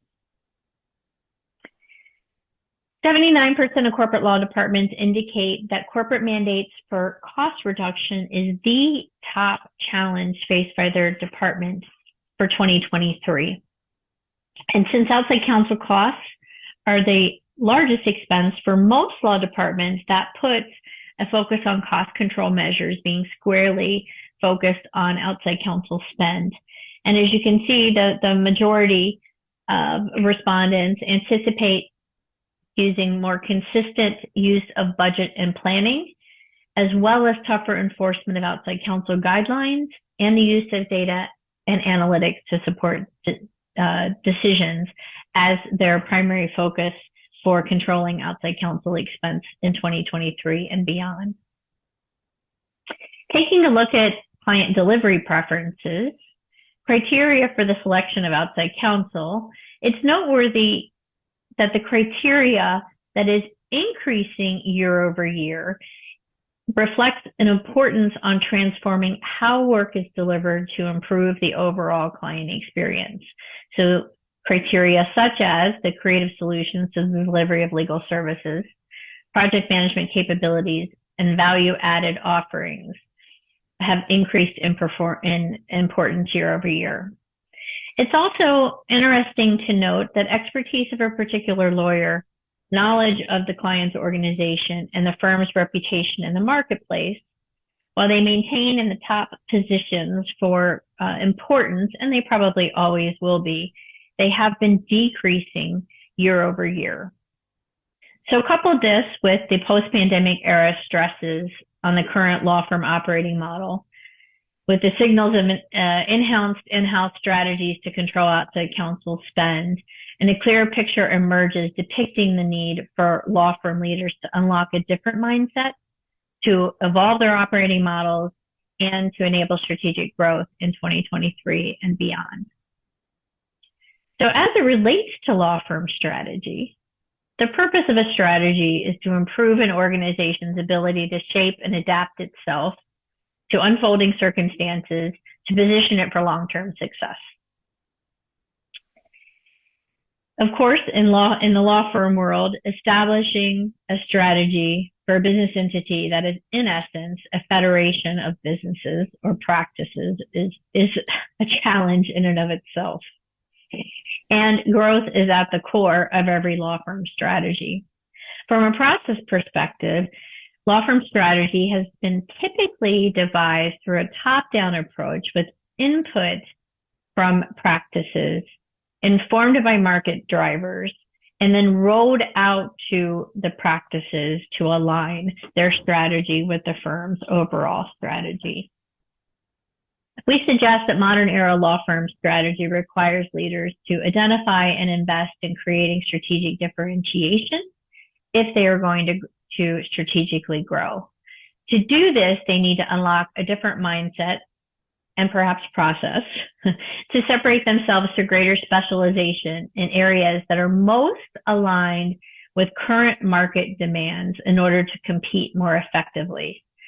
It necessitates creating law firm strategy from a new angle, one that begins with the practices most aligned to market needs, and then aggregated and rolled up so that the firm has a strategy that can support the practice group's ability to win against its competition and capture the client's needs through enhanced specialization and differentiation in the way the services are delivered.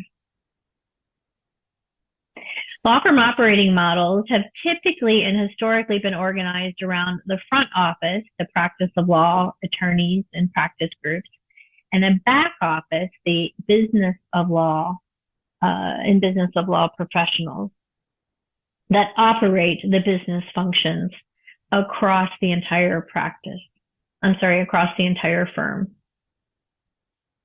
With the front office requiring greater specialization, progressive firms are partnering with service providers to deliver some of the back office functions at scale and with greater efficiency, enabling them to stabilize costs, remove distractions, and most importantly, focus their investments elsewhere.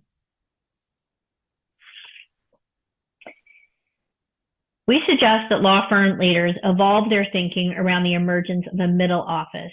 The middle office is those capabilities that make a firm unique and differentiated.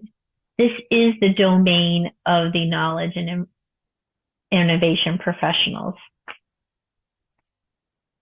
In summary, the current macroeconomic conditions and the impact on the industry present a threshold moment for leaders to think differently about how to unlock strategic growth in a market where law firms may be running out of significant targets for consolidation, where the lateral acquisition frenzy of recent times has the mid-level partner talent pool pretty shallow, and law departments' ability to absorb considerable rate increases is threatened.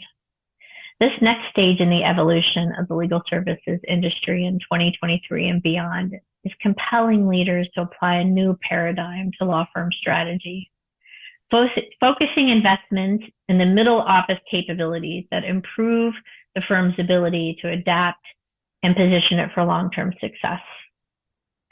Knowledge and innovation professionals are ideally situated to serve as transformers, those that curate advanced technologies, firm and third-party data, and devise solutions that enable attorneys to demonstrate their expertise, derive insights, and be more client-centric in their delivery models. Suffice it to say, for knowledge and innovation professionals, we believe there's an opportunity to participate in crafting law firm strategies in exciting and meaningful ways. I hope you're intrigued by what I've shared over our time together, and it will be my greatest honor if you found a spark or two of innovation along the way. I look forward to hearing your thoughts and insights. Thank you.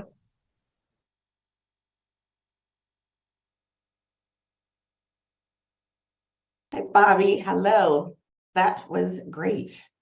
Thanks so much. All right. We have probably just a minute and a half for questions. So my first question to you, thinking about this new paradigm with this new middle office, Does it suggest that we need a different leadership structure than what we currently see in law firms where, does the chief knowledge and innovation officer now become equivalent to a COO, or, does knowledge start to report to, does IT start to report to knowledge instead of the other way around?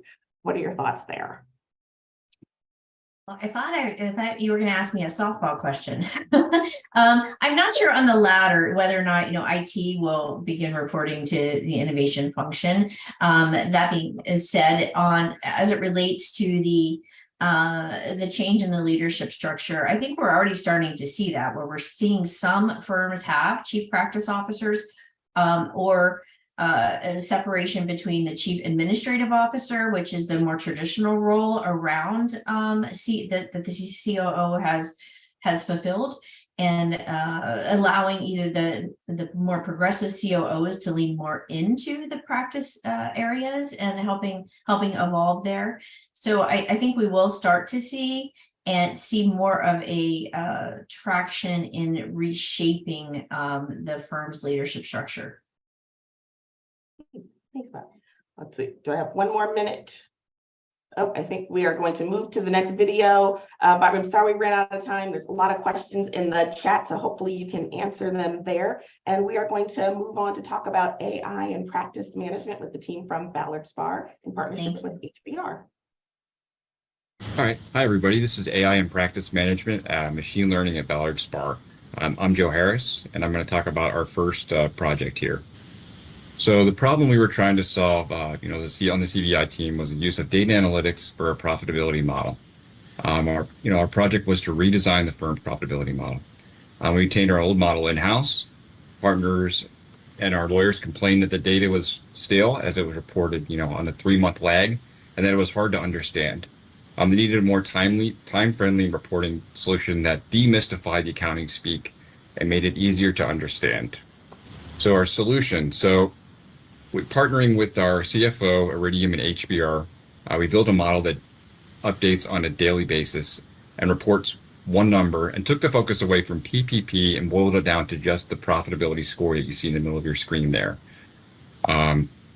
What this does is converted the PPP into an index score, which was like a FICO or credit score, which was much easier for partners to get takeaways and understand. The scorecard analyzes and reports on specific clients that should be targeted for growth opportunities, rate reevaluation, and alternative staffing models. It calls out any unplanned losses and any opportunities to focus on rate negotiations and staffing. It highlights specific associates and lawyers who are producing below or at profit margin. It has made it easier for partners to interpret the results and take immediate action steps. Next slide.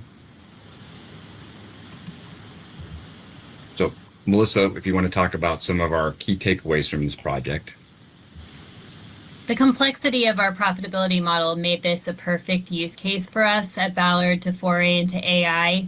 The problem was that we worked with a vendor where it made it really difficult when there were changes that needed to take place, and it was also really costly. So ultimately, the vendor ended up training us on basically how to fish, and we now can run the model on our own, which has been really, really helpful. And the big win for us at Ballard has been that we've seen a 20% increase in profitability over the last couple of years. And this is largely attributable to tools like this that help us to focus on business discipline. And so we just see this as a really good thing going forward. We also needed a way to use prior work product, financial data, and more accurate matter categorizations in order to price new matters and alternative fee arrangements appropriately to drive firm revenue and profitability. During our file opening process, lawyers often pick incorrect areas of law designations under the false assumption that they're giving their department credit. Similarly, matter names did not always accurately reflect the engagement. We needed a modern and sustainable solution that was not dependent on lawyer input and instead used pre-synthesized data that was timely, relevant, accurate, and complete in order to focus on advanced analytics such as predictive and prescriptive analysis that help firm management make strategic decisions. So based on the success of using AI and ML to develop the profitability scorecard, Ballard contacted HBR to use these same tools in order to develop an initial matter classification taxonomy based on historical matter data such as matter description and existing categorizations, as well as third-party taxonomies such as those from SALI Alliance, of which Ballard is a member. As part of this, we also created a list of keywords and identification strategy based on past time card narratives. Once the classification schema was in place, we applied the taxonomy to a historical data sample in order to train the AI model, and later trained it on the first set of matters. The result of this is a perpetual AI model and categorization process that auto-classifies new matters, continuously checks time card narratives, and tags the appropriate keywords according to the taxonomy structure. We also built the results of the process in the enterprise data warehouse, and it can be exposed in Power BI, where stakeholders can search for like matters and have confidence that the results sets are based on a really accurate taxonomy. Key takeaways are that you will need to retrain your model occasionally. That is just the nature of artificial intelligence and machine learning. You'll also need to build in a recurring audit process to ensure that your initial assumptions and taxonomy categorizations are still working as you expected them to. You might get some pushback also from time to time from lawyers who feel the matter should have been classified in a different way. Try to just strike a balance in your classification strategy so it's not too limited, but also not too overly broad. And finally, if you don't have a data scientist on staff, partner with an experienced vendor such as HBR, similar to what we did in building out this solution.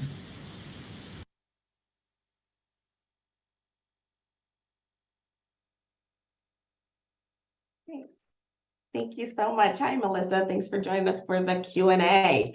All right, everyone, please put your questions in the chat and we will feed them to Melissa. So my first question is, for these solutions that your team created, who was really driving the need for these? Did it come from the teams who were struggling to manage the systems, or did it come from the lawyers who were struggling to find information and answer questions? Right now, we're driving the solutions. So we're seeing the need at a firm-wide level, and then we're building the solutions to kind of address the need. Okay, thank you. A question in the chat. Could you speak a little about crafting the audit process that you talked about? What type of conversations took place to identify the process that you're using for that? Lisa, are you on the phone and you want to talk about that, or on the call and you want to talk about that? I am. And so what we built for the audit process is we actually put a Power BI dashboard on front of it, on front of this data. And so what we can do, we have our director of strategic practice management. And what he can do is look at the matters, look at what was entered, check how they're classified. And that way, if a partner was questioning our logic or our machine learning model, we kind of have the backup to prove, or at least to show why we classified it in such a way.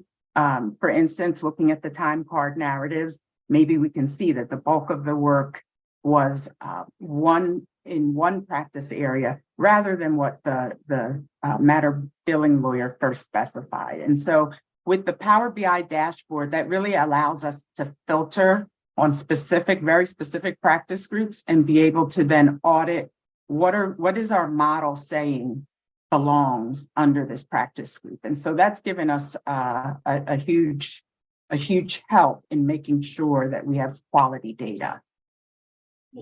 Thanks, Lisa. A question from the chat. How long did it take to build and train the AI model? And does it require, quote unquote, training? It took about roughly, I'd say around 6 months. What we would do is kind of pick a couple exemplary practice areas at a time, work through the model, let it run, and then add more. And what was the second part of that question? I'm sorry. the second part of the question was, did it actually require significant training? It did, just like any machine learning model. So we have to train it. We have to look at the way the data is coming in. We use something called diagrams, where we're any two groupings of words, we're adding those in. Our model, as we mentioned in the video, we do want to retrain it from time to time just to make sure it's still capturing things as it should, and then review that data. And so it is a continual process, but for the most part, it's really just running itself. And then we're making use of the data on the back end. Great. All right, Ballard SPAR team, thank you so much for sharing today. Really appreciate your time. Thank you very much. All right, and we are going to tee up our next presentation. We are talking about culture eats strategy for breakfast with CMS Capacity and Fireman. Hi everyone, we're here today to learn about CMS's experience with their latest work allocation program from Christy Farrer. CMS has over 5,000 lawyers in 80 offices and in 40 countries around the world. Christy, CMS was one of the earliest adopters of work allocation technology. So why is this latest program of such strategic importance to the firm? Thanks, William. So I think for us, if we think about our strategy as a firm, it's really with people at the heart and at the center of it. And so for us, collaboration, using the benefits of our network across the globe and really connecting people is really important, as well as sort of developing a really inclusive culture in which everybody has the opportunity for great work, for career development. And actually, for us, resource management is a connector, so it helps kind of enable all of those different things. And I think from that, then there are a number of strategic goals or objectives or projects that can really be woven into it. So it's sort of like a foundation for us and really connects us across all those different areas. So Christy, all of those objectives and the benefits to the firm are clear. That's often not enough to change behavior, especially when we're talking about partners used to a process that is subjective and which many of them are probably very comfortable. How do you overcome that obstacle, the sense that you're taking something away from me that's important to how I serve my clients? How do you focus them on those benefits and make that change? So I think for us, there are probably three things that have helped with the change management approach. I'd say the first thing is leadership. So as I mentioned earlier, it's really important that the leaders of the firm, the practice group leaders, the team leaders are really bought into this and really helping to drive the change within their areas. That won't be enough on its own though, because this affects every single partner. So I think the second thing that's really important is flexibility. So I think for us, we've approached it on the basis that the system can do what we need it to do. So it can be flexible, it can be adapted, it can be adjusted. And actually how we implement it in the process that we use, that can be flexible. So if a partner feels that they need to have, more control over the decision in terms of where the work goes, that's absolutely fine. And they can do all of that.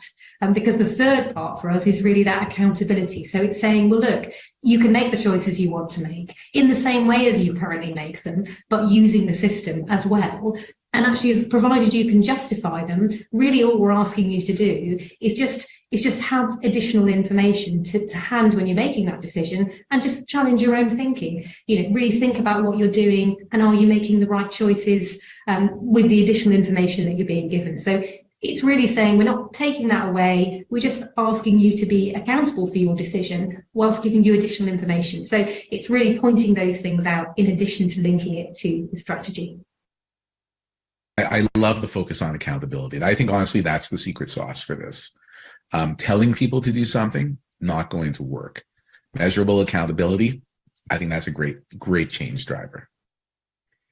So it'd be great, Christy, to hear with such lofty objectives, such a challenging goals here as living your strategy and all the things that means for a law firm. Why was it that CMS chose to partner with Capacity for this program? So sure. So we did look at lots of different providers for this for us. And the important thing for us was that we found a partner that we could work with a system really that was simple and easy to use. We didn't want something that lawyers were going to say, oh, this is another thing I have to do on top of my day job, because we know there's a lot of demands on lawyers already. So it was something easy, simple, as fast as it is for them to send an email or fill in a spreadsheet, which is probably the current way they do it. So it was as fast as that. Wouldn't take any more time, but actually it would give them extra benefits. So it would give them analysis. And crucially, I think for all of the lawyers, it would give them transparency, because that's really key to our culture, collaboration, transparency, and inclusiveness, opportunities for everyone. And so that's something I know lots of law firms are striving to achieve for us. This is an enabler for that. And actually, again, we also wanted to find a partner that had built it and looked at it and could see it from a lawyer's point of view, which we felt Capacity had all of that for us. And that's why we partnered with Capacity. Thank you very much. So to any other firms, Christy, who are watching this and thinking, yes, we also struggle to embed our strategy into our business. What advice would you give them if they're looking at a program like this to ensure the maximum chance of success? So I think it's really got to be something which is, as I said earlier, sort of led from the top of the firm. I think there's a lot of communication and consultation required with this, and there is, you are asking people to change their behaviour. So I think I wouldn't underestimate the number of discussions, the support, the ongoing support that you need to put in place for something like this. But I do think that if you can get this going and we can get some of those behaviour changes that we're seeking, that is just going to make such a fundamental difference to the way we operate and the way we collaborate. Fantastic. Well, thank you so much, Christy, for taking the time to share this with everyone, and to Joshua as well for sharing from your perspective and stimulating great conversation. And to everyone watching today, thanks for your time as well.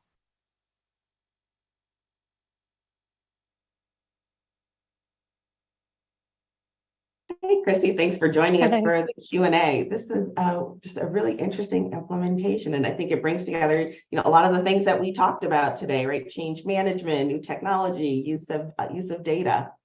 So my first question to you is, as you're implementing this change management and really trying to, to push adoption, how does it look? How many partners are using it? Are they required to use it? And how did you navigate that conversation with them?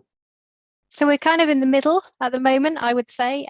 We have sort of 6 global practice groups, and we've got sort of 2 or 3 of them up and running already, and the rest sort of at the early stage. And I think that we've got hundreds of partners, I would say, on it at the moment, and lots of lawyers, and it's quite challenging. I think it's all about people, and I'm sure that's been mentioned in previous sessions with change and with kind of behaviour. A lot of it's about talking to people, understanding their points of view, and really just trying to kind of empathise with them and understand what matters to them, so that when you're implementing something, you're trying to help them and trying to point out what the benefit's going to be. And I don't think it matters what you're putting in place. It's really, a lot of it's about engagement and actually really listening to people and trying to work out what matters to them. Great, thank you. All right, question from the chat. How did you decide to take a bet on a young startup to solve this problem? So we had actually quite a long tender process, and we looked at lots of systems, including systems that the Big Four use. I think I must have seen about 20 different providers and systems. But they, the ones that we saw were really complex, and I just think they wouldn't really have worked for us in terms of adoption, because it's often challenging. As I said on the presentation, when you've got lawyers who are working really hard and really long hours, they don't want to do anything too complex. So for us, it was about picking the best partner. And the reason we chose, even though, yes, it was a startup, but we really believed in it because we knew that it had been designed with a lawyer in mind, and it had been designed with neuroscience at the heart of it, and people and how they behave, and kind of something simple that people would really respond to was what mattered, and having a provider that understood that and that we felt we could trust. Excellent, thank you. So we have 1 minute left before we get to our poll. Do you have any additional words of wisdom for, for law firms that are thinking about, taking on a project like this with the startup? And what advice would you give us? I think if you're going to partner with a startup, I'd say it's really important that your values and your goals are aligned in terms of the two types of organizations, and that you really understand what you're aiming for, and culturally you get it and you're both on the same page. I think that really matters. The trust, the partnership is so important. And in terms of the project itself, just don't underestimate the amount of time, the amount of conversations, and probably the patience you're going to have. Excellent. Christy, thank you so much. All right, I think we are finished up with the poll, and we are going to get ready to jump to our next video. Thank you so much. We are going to talk about getting to grips data integrations and APIs with BCLP.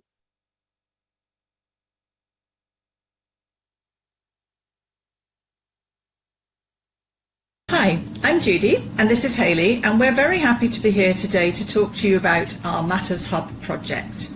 By way of background, BCLP is a large international law firm with around 1,400 lawyers in 30 offices globally. After we merged in 2018, it became clear that our combined firm had a number of knowledge and information challenges. So in 2020, we embarked on a major project to improve internal experience sharing for BD, help our lawyers identify who had dealt with similar legal issues previously, and use data from our previous work to inform strategy on deals and litigation. The project involved introducing a new KM platform globally, and we chose iManage's Insight Search as a supplement to Foundation, which the firm already had. Many of you will be familiar with products like Insight Search, but what we want to talk to you about today is how we worked with iManage to customize Insight, link it with Foundation, enhance it with APIs, aggregate data, and create these matter hubs that make it easy to see the story of a matter.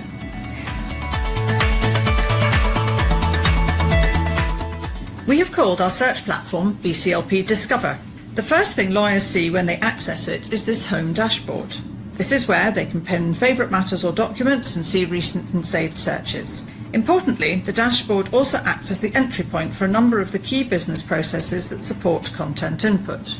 You'll see across the top that we have a series of tabs. The Matters tab includes all matters of the combined firm for the last 10 years.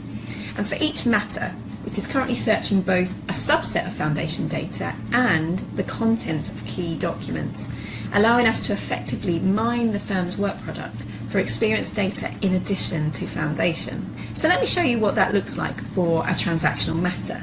In one place, I can review key matter information and see all the documents that have been created on this matter, plus any documents that have been tagged for knowledge and the associated closing binder. I can run a search within the Matter Hub, including across earlier versions of the matter documents. I can also browse earlier versions. A lawyer can click the Foundation link from the Matter Hub, which takes them directly to the corresponding matter record in Foundation, where they can review timekeeper information, matter narratives, and deal points. For US litigation matters, the Matter Hub also includes a court filings section. Now, through a process developed with our firm's records team and secretaries, we can now capture all pleadings as they are filed by our firm at court in the US. So this content appears without any lawyer input. We are now working with our data team on developing a similar process for CE filing in the UK. If I use the Foundation link on a US litigation matter, you will see that we have further enhanced the matter profile by bringing in Thomson Reuters docketing data for that matter using an API. This allows us to perform litigation data analytics within our own systems, and lawyers can toggle easily between litigation results and the underlying documents. I'm now quickly going to share with you how we make the magic work behind the Tag Knowledge and Closing Binders tabs. Tag Knowledge is a place where lawyers can find templates and forms, along with work examples that have been nominated by their colleagues. KM Maintain content can easily be identified through the green colour coding. We developed our own tagging tool, which you can see on screen, to allow lawyers to submit their useful materials to Discover. They can nominate with one click a document from the Matter Documents tab and then this automatically adds it to their shopping basket. They can then either tag the document themselves or send their basket to someone else to tag. The Closing Binders tab contains all binders that are compiled using the firm's process. Each binder contains a single PDF of the set and individual copies. We are now working to ensure that closing binders created using matter management tools like Legatix or Latera Transact can be easily picked up by Discover. For 2023, our priority is to get more foundation data directly searchable within Discover, ideally as an additional tab within the Matters Hub. That would be great. We're also looking at drafting tools like Definely and Henchman and want to have them work directly with Discover content. I mean, overall, the response to Discover so far at the firm has been great. Yeah, lawyers love being able to tap into past experience so easily, and they also love having data and documents aggregated for them in such a convenient way. So what did we learn along the way? Well, data integrations are great, but they often expose data quality issues that require extensive cleanup work, and you need to factor that cleanup time into any integration project. Firm data structures can change, and that throws off significant additional work for projects like this. The TR API integration was not plug and play. There was a great deal of data matching needed to make it work. Lastly, we've done a lot to automate workflow around tagging, closing binders and foundation matter profiling, but the reality is you still need data stewards to support quality data capture. Overall, the firm is very happy with where we've got to so far, and we are confident that we now have the right technical and data infrastructure and business processes to build our KM solutions from here.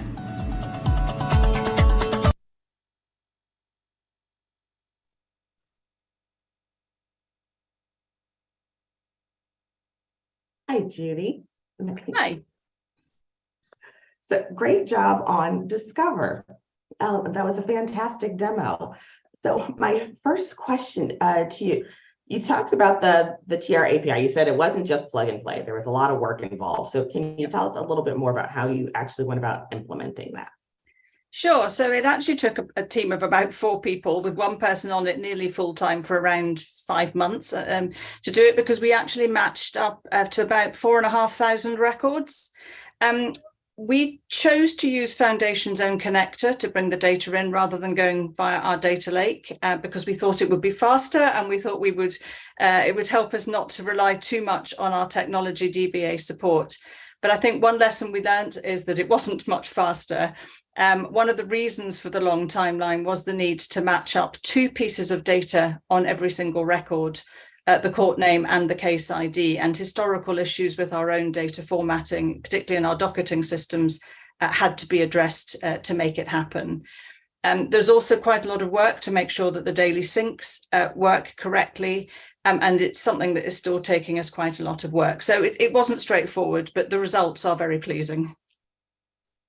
Yeah, absolutely. It looks like. So can you tell me a little bit more about the timing of this project? You said that work for the API integration was 4 months. And I know you also said that you had Foundation in place already, then came Insight Search. So what was the total roadmap? What did that look like for getting to the point where you have Discover now?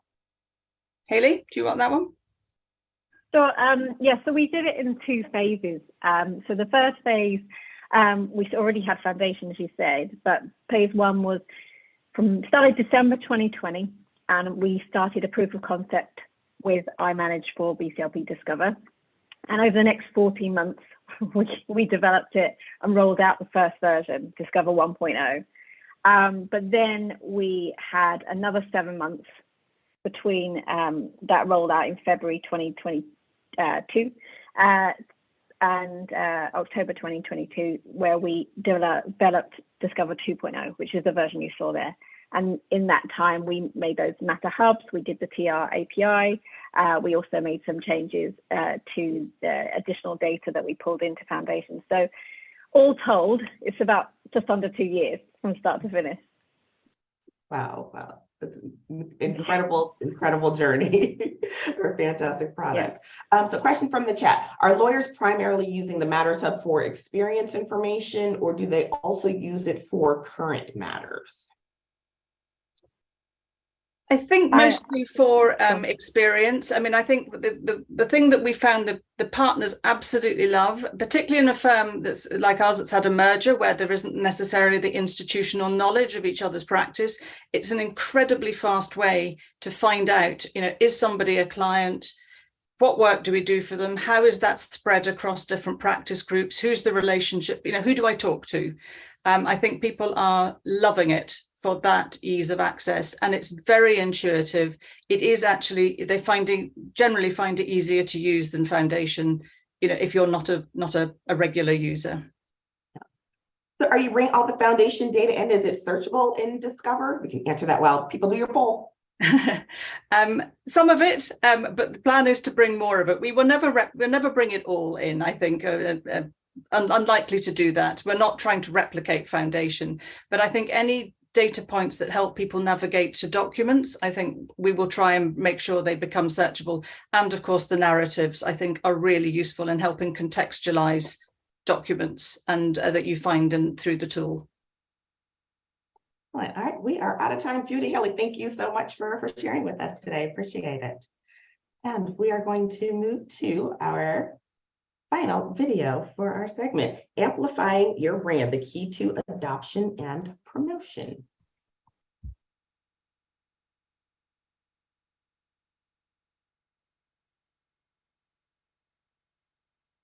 Hi, everybody. I'm Samina Safdar. I'm the CEO and founder of Amplify Your Voice, a digital media consulting business. And I've been in the legal industry for about 20 years in legal technology, sales, and legal marketing roles in big law firms.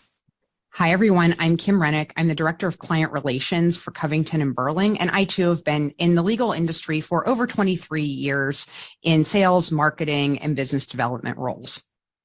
So today we're going to talk a little bit about how you implement innovative techniques or products successfully, really in the law firm context. So Kim, tell us a little about that.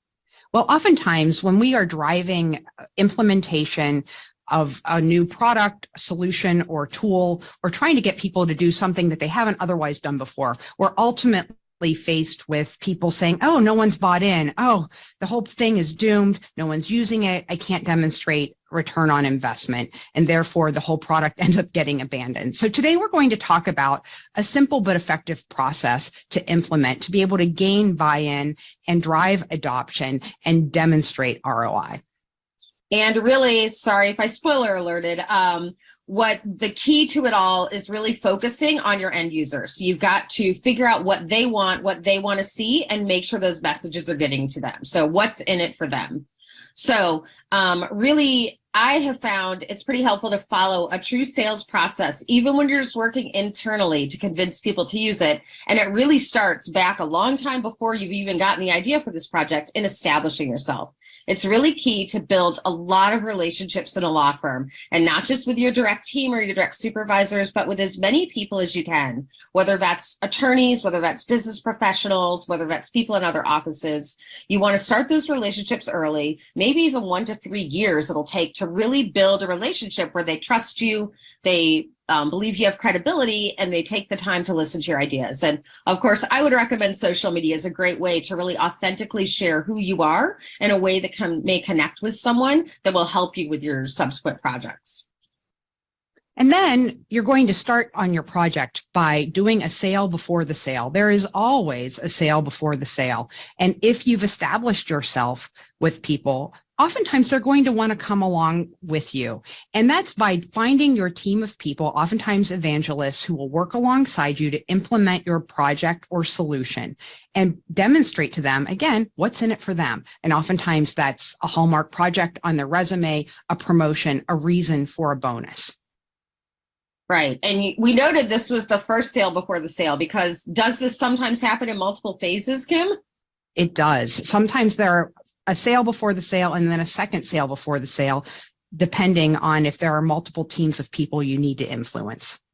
And once you've kind of started down that path, then you really want to figure out. So all these people that we've been selling to, we've got to figure out what our messages are, establish those, and then amplify the messages that are going to resonate with those different folks. And that's where you really want to be trying to reach them in multiple ways and really getting your ideas to them. So again, that's where I recommend, if there's intranets, if you can go to practice group meetings, if you can do one-on-ones, if you can use social media, how are you really getting the messages to them of what's in it for them and why it's going to be a benefit for them to get on board this train? And so that will enable you to finally embark on the sale with whoever the ultimate stakeholder is. And by doing that, you're not doing that all by yourself. You have already deputized a group who will come along with you, who will demonstrate to the people around them what you're trying to do, why it's important to them, and why it's something that ultimately should be embarked on for the benefit of the individual and for the firm. And there is a methodology that comes on that on the back end too, which is capturing, measuring, and reporting.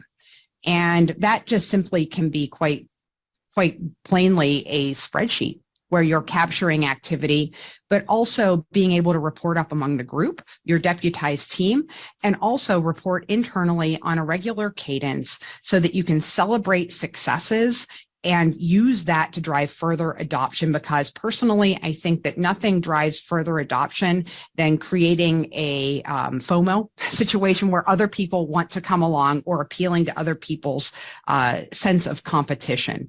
And as you do this, you might see things that aren't really working. And so I recommend keeping a really open mind about things that you should deviate away from, and also identifying the places where you're getting great engagement and replicating that again and again and again. And ultimately, what you're doing is repeating regularly your message, repeating it in a short, concise way that makes it memorable, and ultimately people are empowered to own it as their own message themselves.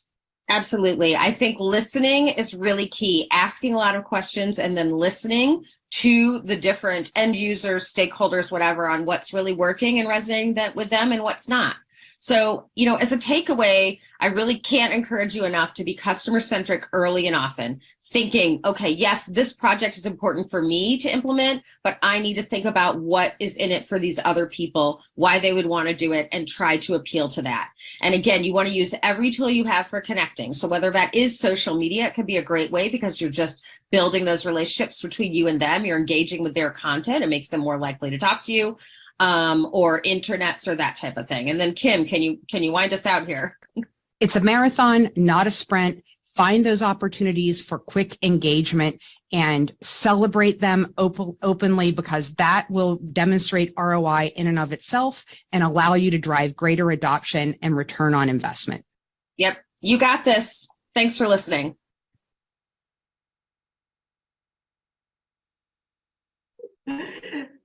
Kim, that was fantastic. Thank you so much. And there's Samina as well. Great job, guys. So a couple of questions for you. Let's start at the top with establishing yourself, establishing your credibility. Samina, you said that sometimes it can take 1 to 3 years to really focus and really build a strong relationship with some of your internal stakeholders. I don't have that kind of time. If I haven't started, how do you establish yourself and build credibility with someone quickly when you've got a project that you need to get them involved in, in the next few months? I think you really have to then take some time and be intentional about it. And, especially in this age of kind of hybrid working, try to make the time for a one-on-one, whether that's over a Zoom or in person, and just get to know them, not necessarily talking about work, but just who they are as a person, what's important to them, what's on their agenda, and figure out how you can help them achieve their goals. And they're going to be more likely to listen and get involved with your projects. Question for both of you from the chat. So are you seeing a particular audience segment more eager to adopt these tools? Is it young partners? Is it laterals? Is it summer associates? Where are you having the most success, do you think? Do you want to take that one, Kim?